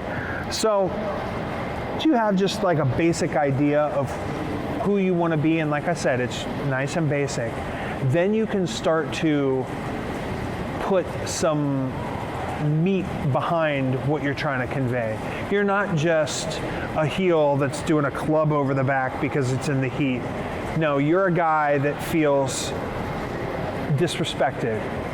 You feel that you put in just as much work as this guy, but for some reason everybody likes them instead of you. They don't give you the same credit, right? So now those elbows are coming with that energy behind it and that thought process behind it. And when you cover them for a pin and then they kick out, then there's that energy behind what they're doing to you. And then you put an elbow in their temple, and you're enjoying causing them that kind of pain, right? So just give yourself that so that you can have a little something extra with it. And just try that bit by bit. And again, get it on film so that do a 3-minute, 4-minute match, whatever. It doesn't even have to be a full match. It can just be like a heat segment or whatever, so that you can go back and watch it, maybe watch it with a coach, watch it with a peer, and then see how it comes across. Because honestly, there's a lot of times that we do something in a match, like usually something personality-wise, and then you watch it back and it's almost like you didn't even do it, because our brain thinks it's big and expressive and loud, but it isn't. I don't know why that is. It's just because it's in here, we think it looks the way it's supposed to look, and it just doesn't. So getting visual on that will help you. Awesome, man. Thank you. What you got for me, man? I think strengths, fire, playing intensity, definitely. Strikes is like a lot of my offense. I'm very confident in those. Weaknesses, probably like I think my selling is like good, but like when to do what. Say it again. I think my selling is good, but as far as like when to do what. Yeah. So actually taking damage on time, but sometimes I feel like I go 0 to 100 or like it's like just early in the comeback and I'm like dead. Or just in the heat and I'm like too dead. I'm trying to find that, like, how much. It's okay, we got a 10-minute match. Should I be more beaten down because it's further in the match, or we're only 5 minutes in the match, so I'm not taking my kind of trying to figure out that. Yeah. I'm being a tough striker guy, but I don't feel like a bitch. Of course. So trying to figure that out. And also enough to get sympathy though at the same time. Yeah. That's tricky when you're a babyface and someone's putting heat on you, and you're like, do I fight back? Should I fight back? I should probably fight back. Should I fight back? Oh, fuck, I lost my window. When you're thinking about that, one, it robs you from being able to do it spontaneously or naturally, but I've seen people teach like, all right, for every 3 things the heel does to you in the heat, that's when you should fight back. It's okay to use that as that's my guide. That's not always going to work. Sometimes it's going to be too much, sometimes it's going to be not enough. So it's really, when you're calling stuff and you've got like a cutoff called and you've maybe got a hope spot or 2 called in the back, when you're calling it and when you're reciting it and going over it, attach that, how much you're going to sell, what you're going to sell, how, whatever, so that it has a little bit more to it than just remembering what you're going to do. You remember where in the match you are. And I talked about defiance a little bit ago, right? Great babyface trait. Okay, I'm going to diverge for a second. I see this a lot, and I personally don't like it. I understand why it's done, and I think it is okay in some situations, but sometimes a babyface is taking heat, right? Oh shit, whatever. And then it's just like an awkward second or an awkward moment, and then there's like a push, right? I think if it's just a push, I think it looks like shit, because it's get away, right? If it's like push so that I can pull myself up, or push so that I can get separation to do something, cool. But if it's just a push, to me, it's not real. It's, get away from me, go. So like, back to defiance, it's varying your selling when, say I'm gonna kick you 3 times or stomp you 3 times, right? Say you sell the first one at an 8. Fuck. Say you sell the next one at a 6. It's the same, but you're sat up a little bit more. Say you sell the next one at a 3. Then you're fighting back without fighting back. Yeah. And you're not giving me shots to my ribs that I'm gonna fucking completely disregard, right? Yeah. It's, oh shit, fuck. So now what I have to do is I have to fucking take you to a buckle, I have to slam you, grab a hold to you, break you all the way down, drop something on you, and put you back to that 8. And it's a hope spot without being a spot. It's just the natural, it's same thing with a pin, right? If I cover you, 1, 2, kick out. If I can cover you again, 1, 2. Okay, shit. Cover you again, 1. Oh, fuck. It generates the hope that you're trying to get from the audience without having to throw away these strikes that probably aren't going to look good and definitely aren't going to get sold. So, does that give you a little bit of something to think? That's something else to do than, all right, I'm getting hit. All right, I'm going to punch you in the gut. All right, you're going to hit me. How do you feel about during your comeback? I've had different advice as far as, like, some people say during your comeback you should be basically like Superman. That's your time. After. Some are more, if you're working your legs, so sell that during. What are your thoughts on that? So it really depends on how bad things have been done to you, because I can see someone taking a leg heat and then firing off of the comeback and still running a little bit with just a little bit of wear and tear. I don't think you should ever completely disavow what's happened to you, because like I said earlier, it doesn't reward the fans in the way that it should. And you just get so much more. It doesn't have to impede your comeback, but it's just an extra detail along with the comebacks. For instance, if you're a guy that does suplexes, you're not like hobbling, but you're mad, you're angry, you just have a bit of a limp, right? You're still hitting all the stuff you hit, boom. You even managed to hit a thing in the corner, maybe not the same speed, maybe just a little bit under, and then you pull them in for a Northern Lights, you hit the Northern Lights, 1, 2, and your fucking leg goes out. That has been affected. Maybe you weren't going to win with it anyway, but now that's another detail that they go, oh, fuck. You were trying to do things the way you normally do them without taking into account the stuff that had already happened to you. Now you have to go, all right, I have to make a choice. Am I just going to keep doing this, or am I going to adjust course? A comeback, it's got to match what's done to you. And I think some comebacks are flat because they're not strong enough, and sometimes they're flat because they're too strong. That doesn't give you the blueprint of a perfect comeback, but if a heel hasn't done a lot to you in the heat, and then you're like, boom, boom, you'll get that, but it just won't have that same oomph behind it because it wasn't earned in the same way. And then also, if you've been taking 10 minutes of heat, and then you have your comeback, boom, boom, 1, 2, kick out, So be thoughtful in your comebacks to just, you don't want to kill your comeback. I've been fucking taking heat. I've been taking bumps. I've been getting kicked in the face. It's my time to fucking get that revenge. And it's their time too. They've been taking heat too.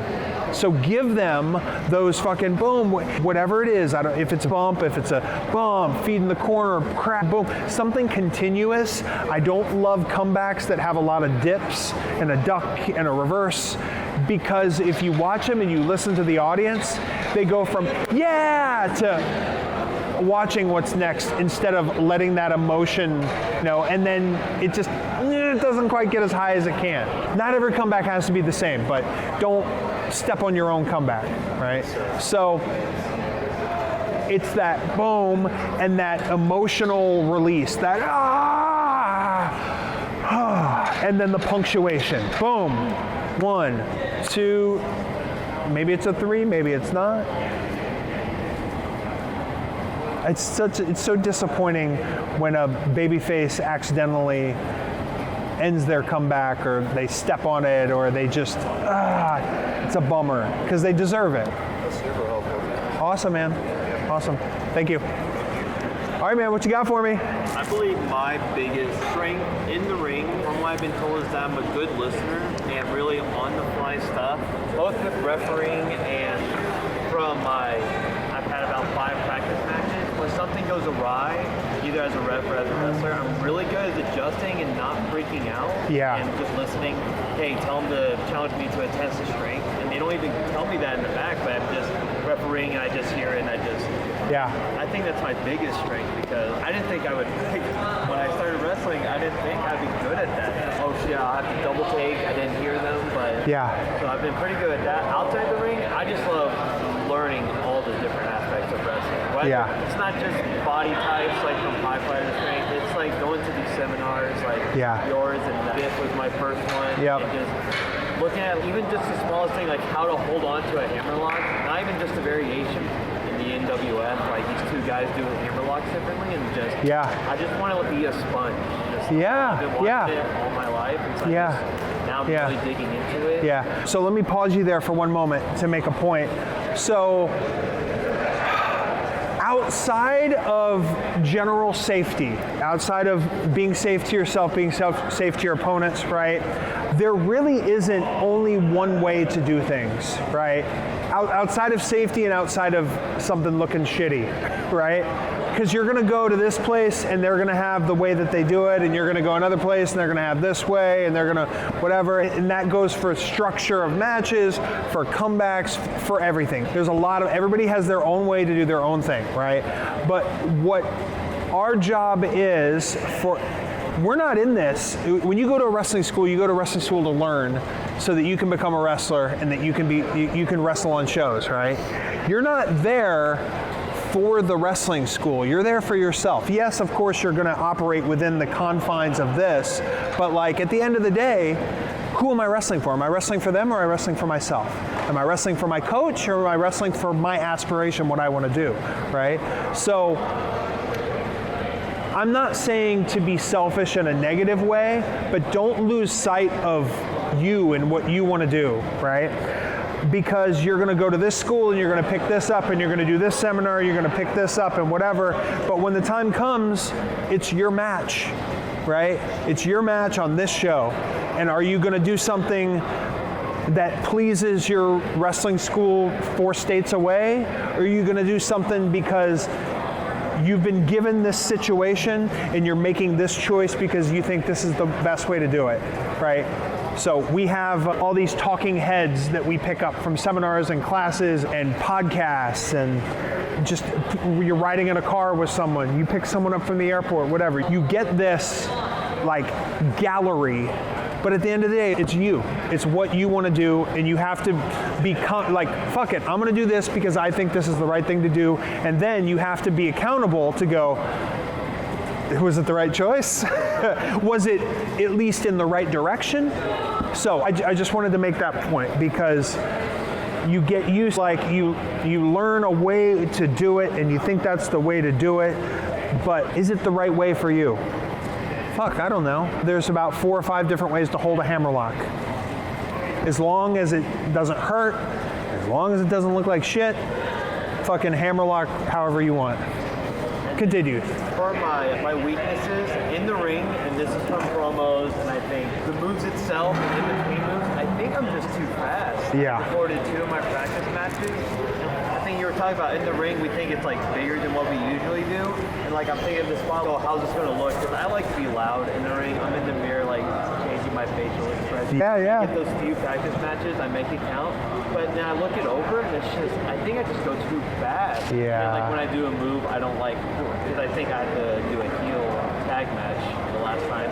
I didn't do something and then scream. And then even when I did scream, I just was like walking and pacing, and I went back. So that's my weakness in the ring, is to slow down. And then outside the ring, I overthink a lot of things. I know it's Welcome to the fucking professional overthinkers club. And it's not just, oh, I overthink this thing. It's like I just want to know everything. So as a referee, and so ref's going to come out, you're going to restart the match. Okay, am I like talking to the announcer during that? After that, what's the pacing? Because I know whether to feel the crowd, even when it's behind the curtains, like talking to the guys. It's like when I want to ask something, or sorry, too many things, but like the main. No, you're okay. You're okay. When I want to talk to some of the guys, or not the trainers, but people I train with, I want to talk about what I would do if I was like on the roster, but I don't want to be like, I'm going to debut soon. Look, this is what I'm going to do. This is going to be my gear. This is going to be me and my brother's theme song. We're going to come out as like a tag team. Yeah. Like I want to express these ideas without, I just overthink. Yeah, you overthink. So that's step number one, right? I think, are they getting these flags? Is that what they're doing? What is going on? They've been trying like all day. Been trying all day. Ever since we got here. I appreciate the effort. So you have to recognize when this is happening, and then, okay, so let's back this up. Say you're in a situation, they're telling you to do something on the show. Okay, you're the ref for this, you're gonna do this, that, right? Okay, make sure you absorb that bit right there, and then go and think about it and play it out, whatever, right? Because instinctually, we're gonna have 5 or 6 questions, right? But if you take a second to think about it and actually, put a little bit of time, maybe only 2 of those questions are necessary to actually get an answer to. So it's taking time by yourself and whittling it down. Like, all right, what do I really need to know? What does it matter? And then, it's different if it's someone that you have good rapport with, a good relationship with. You can just bug the fuck out of them because it's fine.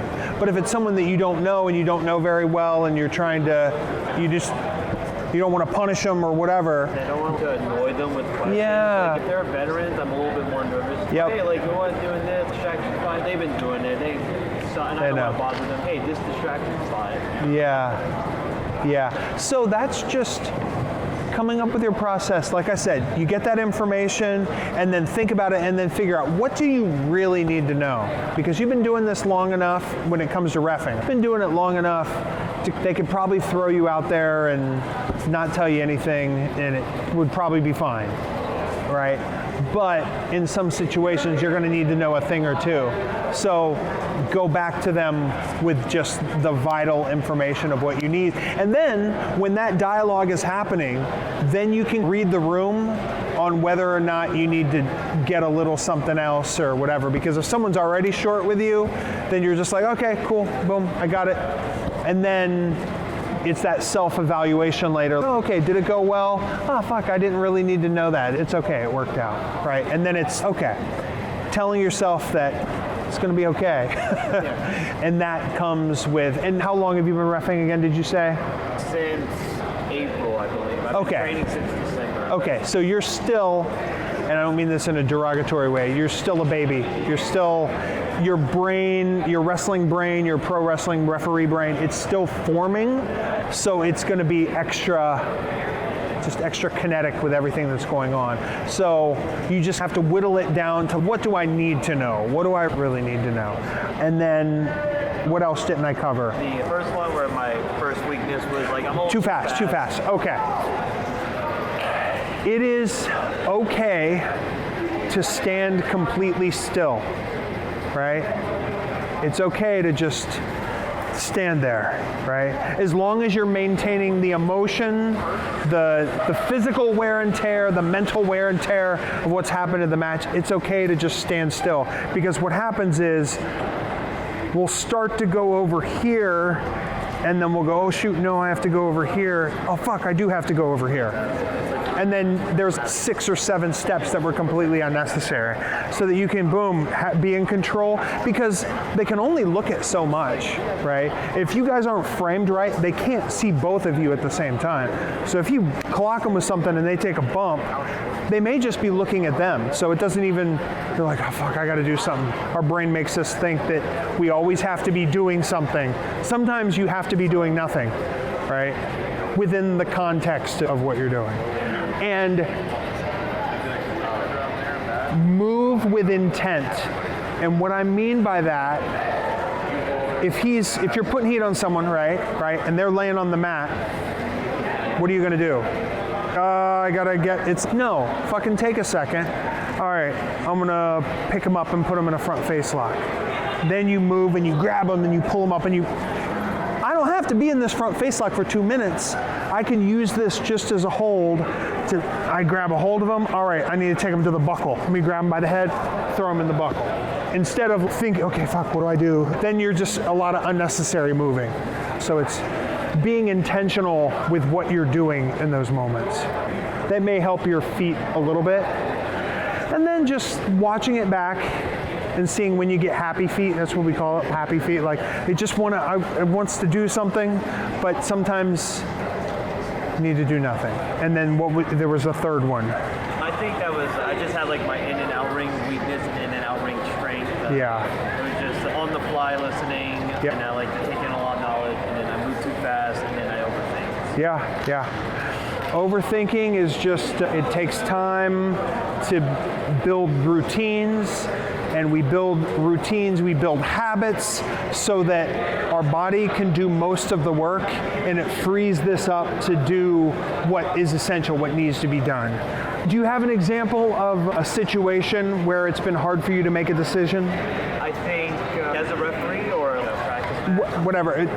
When you're overthinking about what you need to do. I think I had a practice match where I was like the cutoff. I rake the eyes, take the hair down, and I was just like, I'm just gonna scream a bunch, and then just take his leg, and I just did like drop the elbow on it a couple times, and it's like I knew like when to tag out. I was just gonna say, you want some of this? Want a part of this? Like get in here. Yeah. Or just I don't know what to do, but I know that's why it's hard for me to ask questions because it's really just experience. Like, Yeah. That's why I don't want to ask them like, hey, I want to practice match, but it's really what I need. I really need that experience. It's Yeah. hard for me to ask questions to you guys, and some guys have had a lot of experience, so they want to ask like more detailed questions. Yeah. But that was like an example, like what strike, and especially am I with a newer trainee, am I with someone more experienced, and I don't know. Yeah. The more, I don't know how your training works, but the more time you can get in here, especially outside of training, if you can get there early, if you can stay late, the more time you can get in here and spend time in with somebody that you trust, doing anything, you build that confidence, and then you just start to feel a little bit more natural, and then you stop second guessing yourself so much because it just is, it's a little bit easier. I will say we can't stay late. You're pretty strict on it. That's the bad part. But my brother, he's training with me. He's a bit bigger than me too, and he's younger. So there's this cool dynamic I got. But he hasn't been training as long, but at the gym, we'll be in public commercial gyms, like on the stretching match, and we'll just like work holds in there. And we can't do bumps, moves, but we can like practice that go behind because I'm really trying to get these basics down before I go to advance. And they're like rollable, but I just can't. I do have my brother to help me. Yep, that's good. In your free time, it's perfectly fine to think about what you want to do when you start having matches, how you want to wrestle, what character. It's perfectly fine to do all that stuff and just to think about it. And then when it comes to having matches, like on shows, I think you just gotta, your coach, your trainer, and ask for an evaluation. Like, hey, how far off do you think we are? And then what tangible goals do I need to hit before we get to that? If it's, hey, we need to work on your selling. All right, you need to work on selling. We need you to work on calling stuff on the fly. Like now you have marked things that you can target and go, oh, okay, fuck, the month of whatever, the month of June, the month of July, I'm gonna focus on my selling or my calling it on the fly or no, heat, putting heat on someone, etc. So then you ask for that evaluation and then you can figure out what things you need to work on to get you there. Okay, definitely. Thank you so much. No problem. My pleasure. All right, Bandit, what you got? I guess my strength is I have a pretty easy gimmick. It's kind of like catch-all, like my gimmick's I'm the protagonist, so I could go from Luke Skywalker, Jesus, to like Naruto, or whatever. So it's easy to pander with it. I think my downside is basically I torture myself. If the tiniest thing goes wrong, I want to be perfect, even though like I'll never be perfect. So it gets to my head. Have you noticed, are you torturing yourself more now or less if you had to go back 6 months in time? I think they're it's about the same, but it's instead of me like, oh, I botched this move, it's more, oh, I could have structured the match to get the... It's more advanced torturing. I think so, yeah. Yeah. Which I think is worse. Yeah. I think I said this to you before. If you're going to be, it's perfectly fine to be a harsh critic on yourself, right? That's how some people function. I don't function well if I'm very hard on myself. That just makes me not want to fucking do anything. But I know people that are very good that motivate themselves in that way. That's perfectly fine. However, if you're going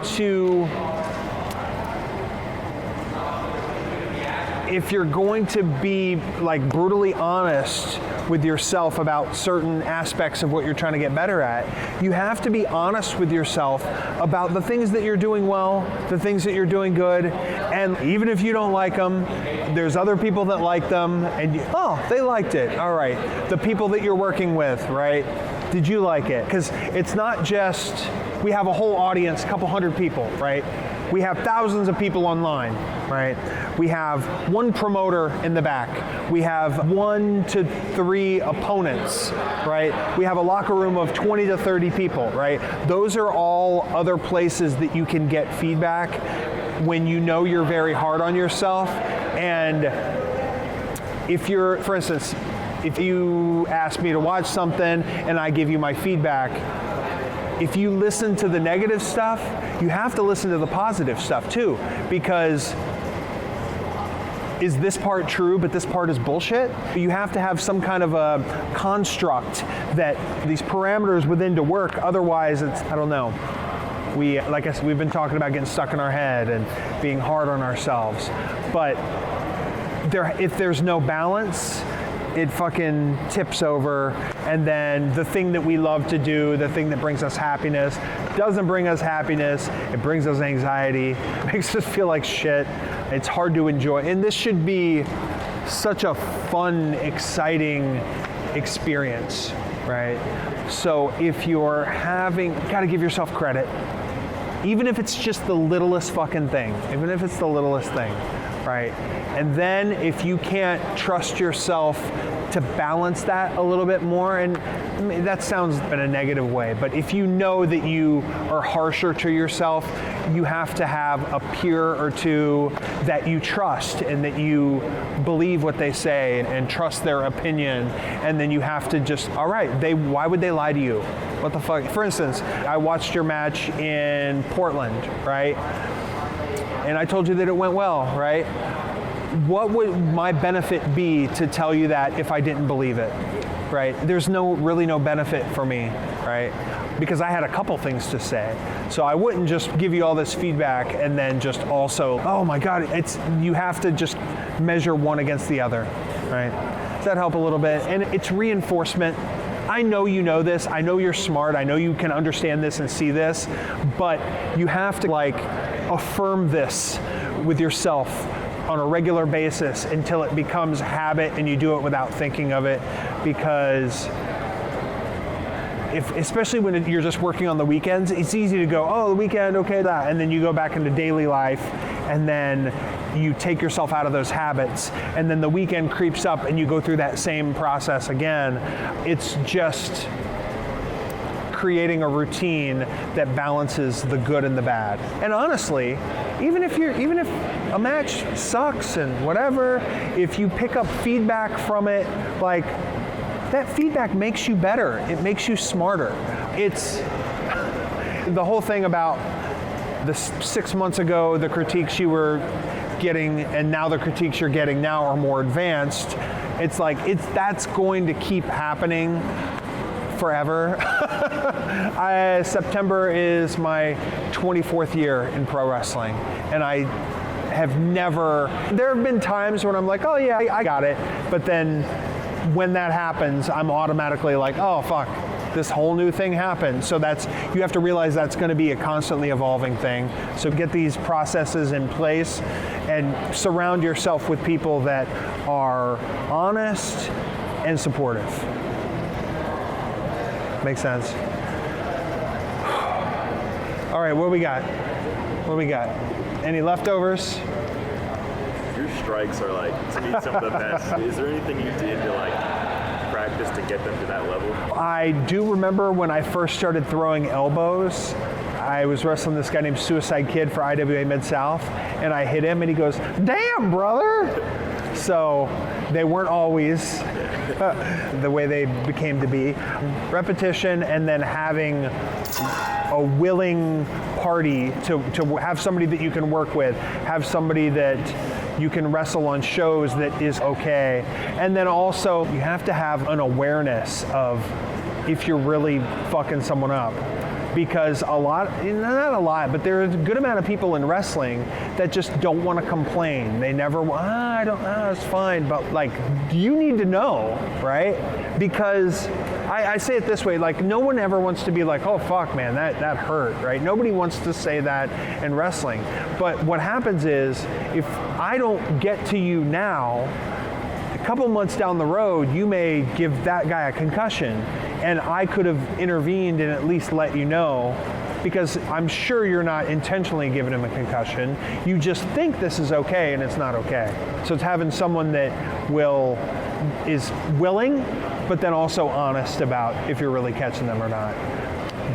And vary it up, come up with a couple different things just so that you're not doing the same strike over and over and over. I've done that, and I talked about diminishing returns earlier, and that's something that happens. Yeah, just focus on it for a little while, spend some extra time working on it, and then get some video, see how it looks. No problem. What else? What you got, my man? What's your opinion on chops? In what way? The transitional strike. I like chops. I don't like shitty chops. I think shitty chops suck. I don't know. I'm perfectly fine with a chop. I think it's a cheap but good house show thing where they don't know who you are, but they can fucking hear this. And when they're 12 feet away, they can, oh man, he fucking smacked the shit out of him. Yeah, I don't know. I know some people don't like being chopped. I think as long as you're not getting chopped in the throat, the nipples, as long as it looks good. Yeah. What do you think about chops? I personally like them. Sam Moo taught me how to chop. So they're rough. Fuck, he left handprints on me. I was so pasty. Man. Oh, that's how I learned. Yeah. Practice on me. Yeah. Sam, I was 19 years old. I was wrestling him, I think it was at the Palisades in Pittsburgh. I think they still use that venue every now and again, or they were up until a couple years ago. And he shot me off the ropes and he said, "Trust me." And he gave me a back body drop, which is, Sam, yeah, I like chops, The reason I asked was I was training with Josh Woods. Yeah. And he says, coming from like his real MMA background, and the fact that I'm not Ric Flair, it doesn't make sense to him to throw chops at all. For you? For anyone? He doesn't like chops, period. Fuck, I think he's picking up a battle with an entire industry of pro wrestling that has had chops since the invention of fucking hands. But that's okay. Have you seen Tim Thatcher wrestle? Yeah. Yeah? He doesn't like hitting the ropes. So he doesn't do much in matches where he would have to hit the ropes. That's his style. But what's fucking... What is it? What I eat doesn't make you shit. So what works for me doesn't necessarily work for you. And that's pro wrestling, right? You got Dean Malenko and you got Kamala, right? But it's fucking pro wrestling. Right. It's good to have guidelines and parameters and try to figure out what kind of box you want to put yourself in. But there's no... Anybody that tells you, hey, all the time, it always has to be like this, or it never has to be like this, hasn't been around wrestling long enough, because there is an exception to every fucking rule in wrestling, right? Because once you're like over and you have a mass of people that will spend money on you and cheer for you, you can fucking do anything. All this stuff that I've talked about today, they could ignore every aspect of it. If they're popular enough, it doesn't matter, right? And then, fuck. I'd like them to have the same kind of integrity that I have, but if they've gotten themselves to a point, it doesn't matter. It doesn't matter. But That's the word, integrity, right? Some people, I wrestle, I actually am not wrestling currently, but I wrestle because I enjoy it, but also because I want to make wrestling better. I want to give back. Like, wrestling has given me so much. The moment you start to feel owed something from pro wrestling is like fucking ticket to Bitter City. Because the second you feel like you deserve or whatever, if there's a certain number on a paycheck that you feel that you should get every week, and then 1 week it's a little bit lower, you're gonna feel like you've been violated, right? And then you start to, chips away at this thing that's not only brings us joy, but brings joy to people, and it helps them escape for a little bit and gets their emotions up and down and makes their creative juices start to flow, and it's really special what we get to do. I don't remember how I got to that from Josh Wood saying he doesn't like chops, but he's free to not chop, right? But he is not free to fucking wrestle someone and say, don't chop me. If it's something like, is he gonna tell Minoru Suzuki, hey bro, listen, I don't think chops are legit in wrestling. Fucking, it's just silly. Oh, how's everybody feeling? Everybody good? What you got? So what do you think, or in your opinion, what do you think is the number one thing that causes people not to succeed in wrestling, whether it be singles or make them not succeed in like a singles career or also a tag career?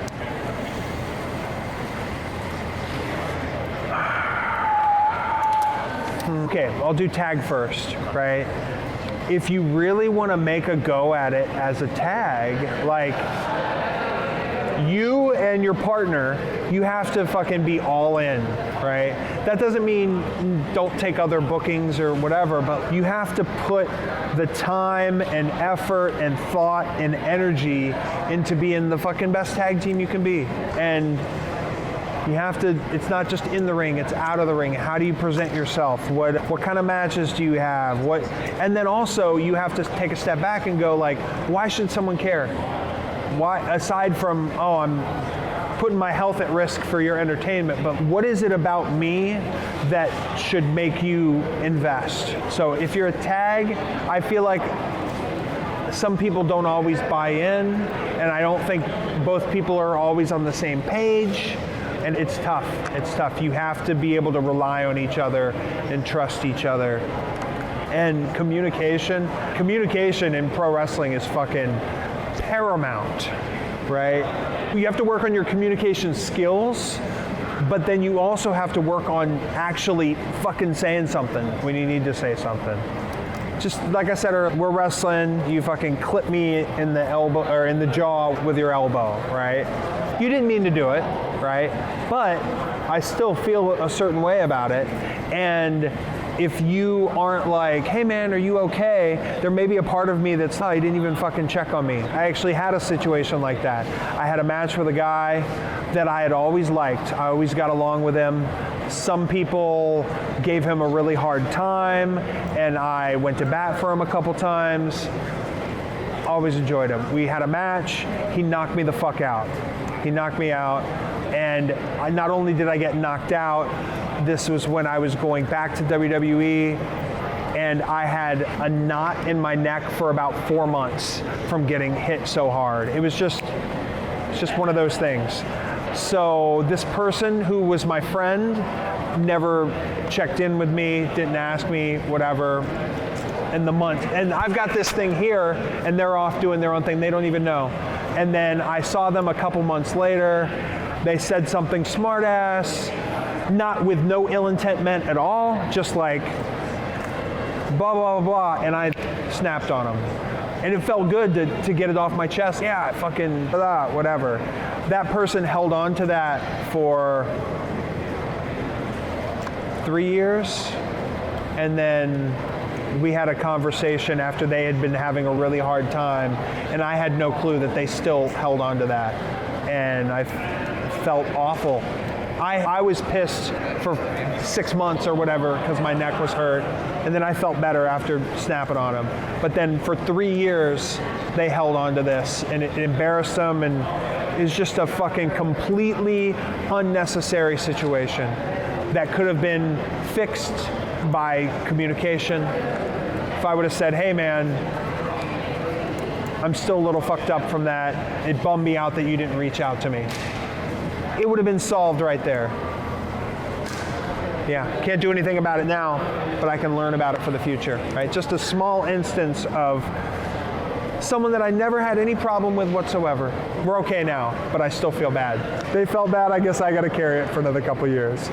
So communication, I've seen people fail because they aren't in tune with how people feel about them. People aren't being honest with them about how they are, and then you just are silently burning bridges and you have no fucking clue why. So it's taking inventory every so often. Don't be paranoid that you're fucking stuff up and people hate you. That's definitely not what I'm saying. But just be thoughtful, right? It's usually that other stuff that holds people back, right? And just don't be afraid to fucking buy in. I said this about tag wrestling. If you're gonna do something, do it. If you're gonna really give this a go, put everything of you in there, because you will feel so much better having done that. Whether you succeed, whether you fail, you'll feel good knowing that you put your all into it. I believe in whenever you do fuck up or whatever, that you like give the person time whenever you come back, maybe not talk immediately. Adrenaline. Do you believe in that too? Where you Yeah. talk to them? It's okay. I would prefer a quick, hey, you okay? I'm okay? Okay, cool. Hey, I'm gonna go get some water, I'm gonna cool down, then we'll sit and chat, right? Here's a little one for you. If you ever have a shitty match, right, or it feels shitty, or you're pissed off at your opponent, or whatever, when you come to the back, right, those people didn't see your match. Don't tell them you had a shitty match with your body language. If you want them to know you had a shitty match, make sure that they actually watched it. You see two people come back from a match and you're like, oh God, I fucking know where that. I'm not gonna say don't sell it, but just find your space, go somewhere else, because it's not that serious.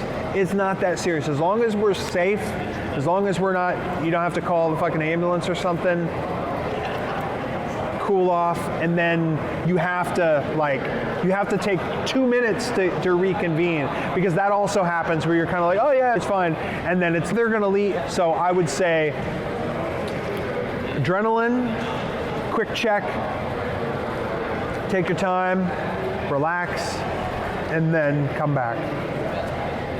With some people that you know really well, you can just go out back and fucking talk and you won't take anything personally. It's different with different people. Especially if you're in a situation where you have coaches, you have producers, don't fucking sell in front of the producer, right? We are teammates. We're teammates. Don't fucking stooge each other out to the coach, right? Get with the coach, make sure everything's fine, and then go hash it out. Even if you feel embarrassed, mad, whatever, because that just creates a new element, and it's not good. It's not good. So we're on a team. We're on the same team. Sound good? Any last words? I got one more thing. Yeah, please. It's just one thing I've always been curious about. Yes. So your match with Matt Riddle Yes. at one of the NXT takeovers. Yeah, I had one that was 6 seconds long. That one. Okay. That one. Of course, you can't make every match like that where it's just the quick bam, that's it. What was your thought, or what was y'all's thought process in saying this is the time to do this? I didn't know. I could tell by the way TVs were going that I was like, I thought we would have a TV match before the takeover, because they tape 2 matches that are like dark, and then the takeover happens, and then they'd air those 2 So I thought, oh, we'll probably be on one of those, and then like couple days before we flew out, I was told they were squeezing it onto the show, but it was going to be quick and it was going to lead to an angle at TV. So I knew going in that's what it was going to be. And what was cool about it, it was a bummer because it's Staples Center, and I'm like, oh fuck yeah, I'll get to have a match. It's 6 seconds. So one, I was happy that they had a pre-show panel with Pat McAfee, and I got to go and cut a promo and be a part of that. And then I didn't have to stress about the match at all because it's not a fucking match. It's a match without being a match. And then I was like, instead of just getting hit and beat, I'm gonna pretend that I'm fucking completely knocked out and don't know what's going on. And then I even sold behind him getting his hand raised intentionally so that the camera that was picking him up was also picking me up. So I was amused with my stupid face, and so it was me trying to make the best out of I obviously would have loved to have had 15 minutes to have a match, but I wasn't going to get that, so I was going to make the most out of what we got. So, yeah. It's one of those things. Like, I don't remember which takeover that was. Yeah. I don't remember what else happened on that card, but I remember that spot War Games. Yeah. It's funny. So people remember that one, and then I actually had a full match with him in Phoenix, and in that match I bit his toe, and fucking I still get all these weird messages. And I thought, honestly, that's me being out of touch, because I thought, I'm just like a nasty heel. That's not what came across. So it's memorable, but a whole new genre of thing. Yeah. So that will lead me into another thing that I try to remember is, sometimes you're going to have the best match on the show. Sometimes you're going to be the best person on the show, but most of the time you're not. That's just how it is. There's too many talented fucking people and too many people that are featured in certain ways. You're just not going to be able to top certain things. So when you're on a show and you're following a killer match or whatever, and you can't top it, like, there's no point in trying to top it, because it's going to look like you tried to top it and failed. So the only thing you can do in that situation is to be different. It's got to be something different, right? I can't tell you how many times I sat at the curtain at PWG while a match was fucking decimating themselves, and then I'm like, fuck, what am I gonna do? You can't be mad at them for going out there and having a great match. What can I do in my match that will be different and memorable? We don't always figure that out, but if you have that as a thought in your mind, like, all right, what can I do? Dude, and that's also, wrestling is very homogenized right now, and I don't mean that in a really bad way. I just mean that a lot of people do the same stuff, a lot of the same moves, a lot of the same structure, a lot of the same whatever, right? And there's just a lot of fucking really good wrestlers, so what can you do differently? What's different about your entrance? What's different about the cutoff you do in your match? What's different about the story and the heat of your match? What's different about the finish? What's different? When you see somebody do something that's different, even if it's not good, if it's fucking different, it's different. Make note of it, right? And build yourself a little catalog of like all these people that went out there and did something different, whatever it was. And then now you've got this Rolodex of like all these possibilities. Oh shit, maybe that's when like the first match to start with heat, people were probably like, what? Oh my God, I can't believe, what? But somebody had to do it first, right?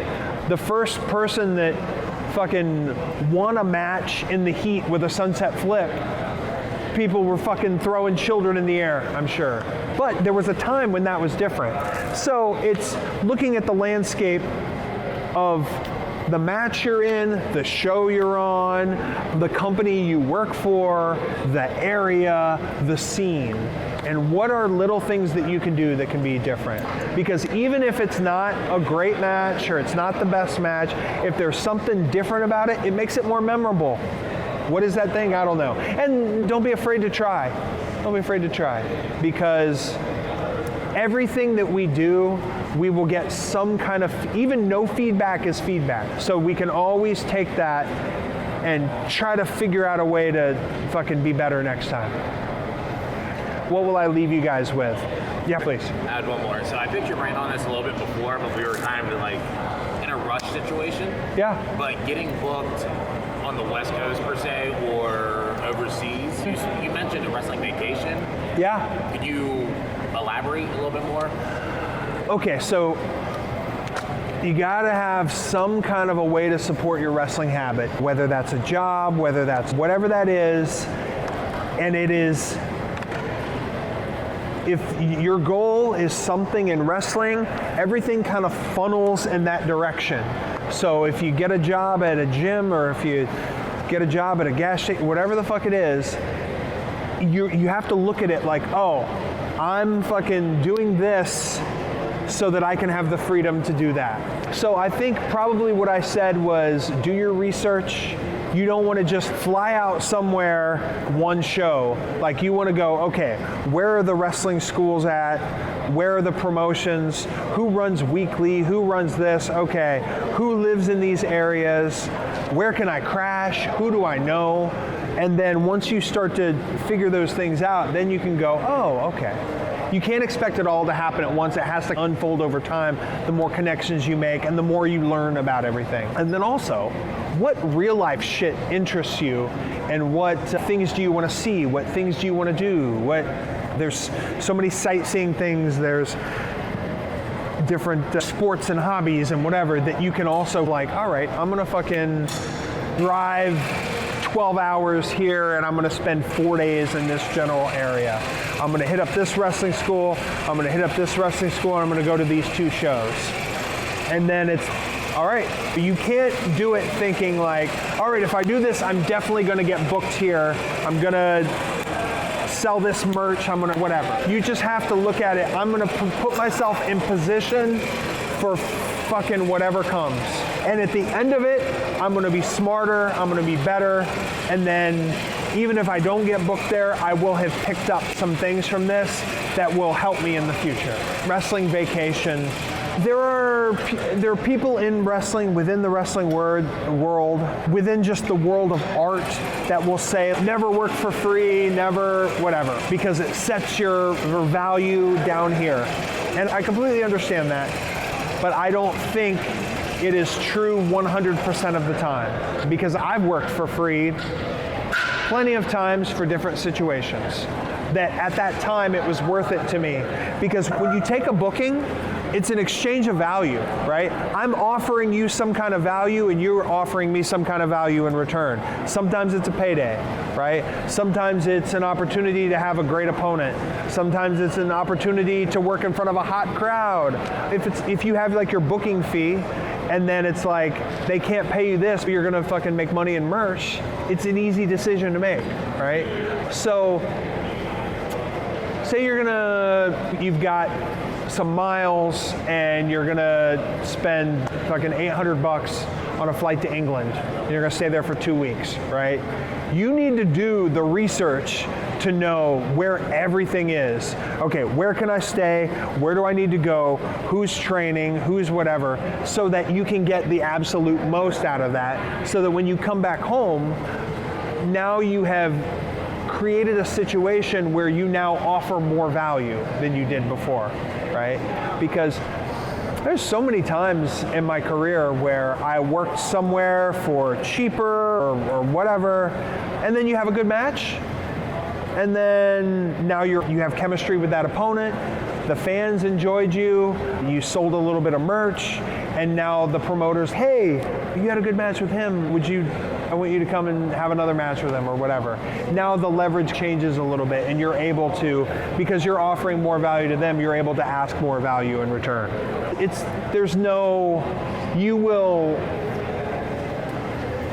some people that are vehemently against working for free, right? But I don't see it always as working for free. I know there's the whole work for exposure bullshit thing that happens. It happens a lot with artists and such, right? But if there is, it's not accepting that as that's my worth. It's betting on yourself, knowing, hey, listen, I'm gonna take this loss because I know that in the grand scheme of things, this is a step on where I need to be. My example for this is I idolized a British wrestler named Johnny Saint, right? I got his phone number. I called him, I had a conversation with him, I was trying to get him booked in the States, that fell through. 2 years later, I found myself in England, I called him again. Had no correspondence for 2 years, I called him again. I said, hey, I'm coming up to your town, would you meet me for a bite? I'd love to talk to you. He was like, yeah, okay, sure, all right, cool. I met him, we had a great time.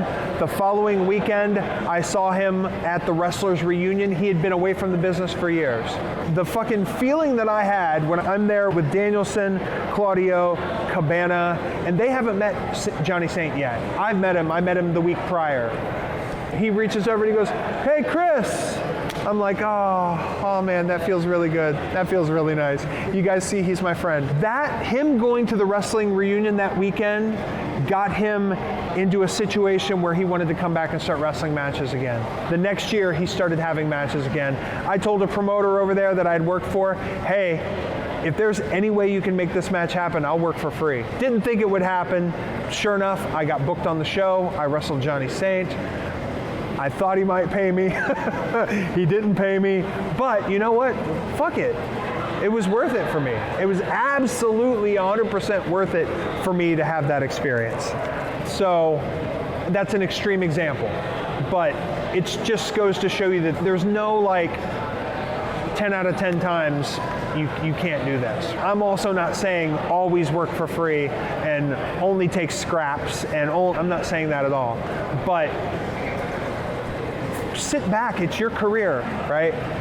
Do you take this risk for this potential payoff, or you take this risk and it doesn't have this payoff, but these 3 calculated risks together fucking pay off tenfold, right? 15? Thank you. So, does anybody have any questions about that in particular, or even disagreements or anything? Does anybody have anything? No? Please. So along the same lines, how do you feel about the term quantity over quality?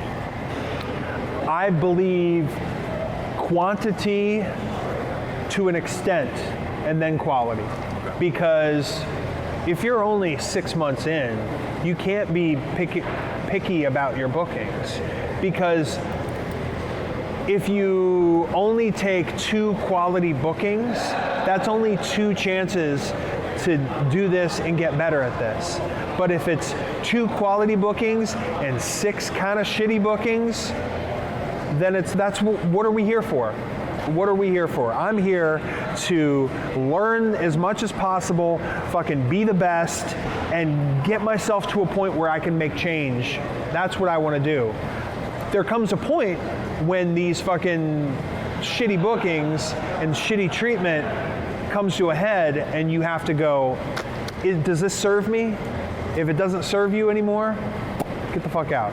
It's not worth the bumps sometimes, but sometimes it is. Again, if you look at it as an exchange of value, your value is increasing while theirs is decreasing. And then once you get to a point, you gotta, right? Every situation is different. How can you make the best out of a bad booking? So what makes it bad? Let's say maybe a promotion has a bad reputation, or like whoever you're booked against is bad. Or Yeah. Okay. Or something like that. Okay, so if they're a scumbag piece of shit, no, not worth it. Not worth it. You can't feel bad if you've been working for someone and then you find out they suck, but the more you just put it over there, like it will just come back to haunt you, right? If it's a bad opponent, keep your safety in mind. Safety is very important. It's not worth it to risk. Dude, anything we do in here is a legitimate risk to your life. I'm not trying to be dramatic, but it is a risk to your life. Yes, I could change your life completely like that, right? So, If there's a situation where there's danger, it's not worth it. But sometimes people are just shitty wrestlers, right? Nobody wants to be a shitty wrestler, but sometimes they're just shitty wrestlers and there's not a lot of fans and the venue sucks and you gotta fucking change in the gravel, or sometimes that happens. But is there an opportunity for you to get better? Is there a chance for you to work with somebody lesser experienced and pull them up? Is there a chance for you to work in front of a different, harder, more difficult crowd and try to win them over? Is there something technique-wise that you're working on in your matches that you want to work, and this is a chance for you to fucking workshop your moveset, right? What is that exchange of value? How you can make the most out of it by finding some way to get better. And sometimes, when you're in that first half of your career, you need as much time in here as possible, right?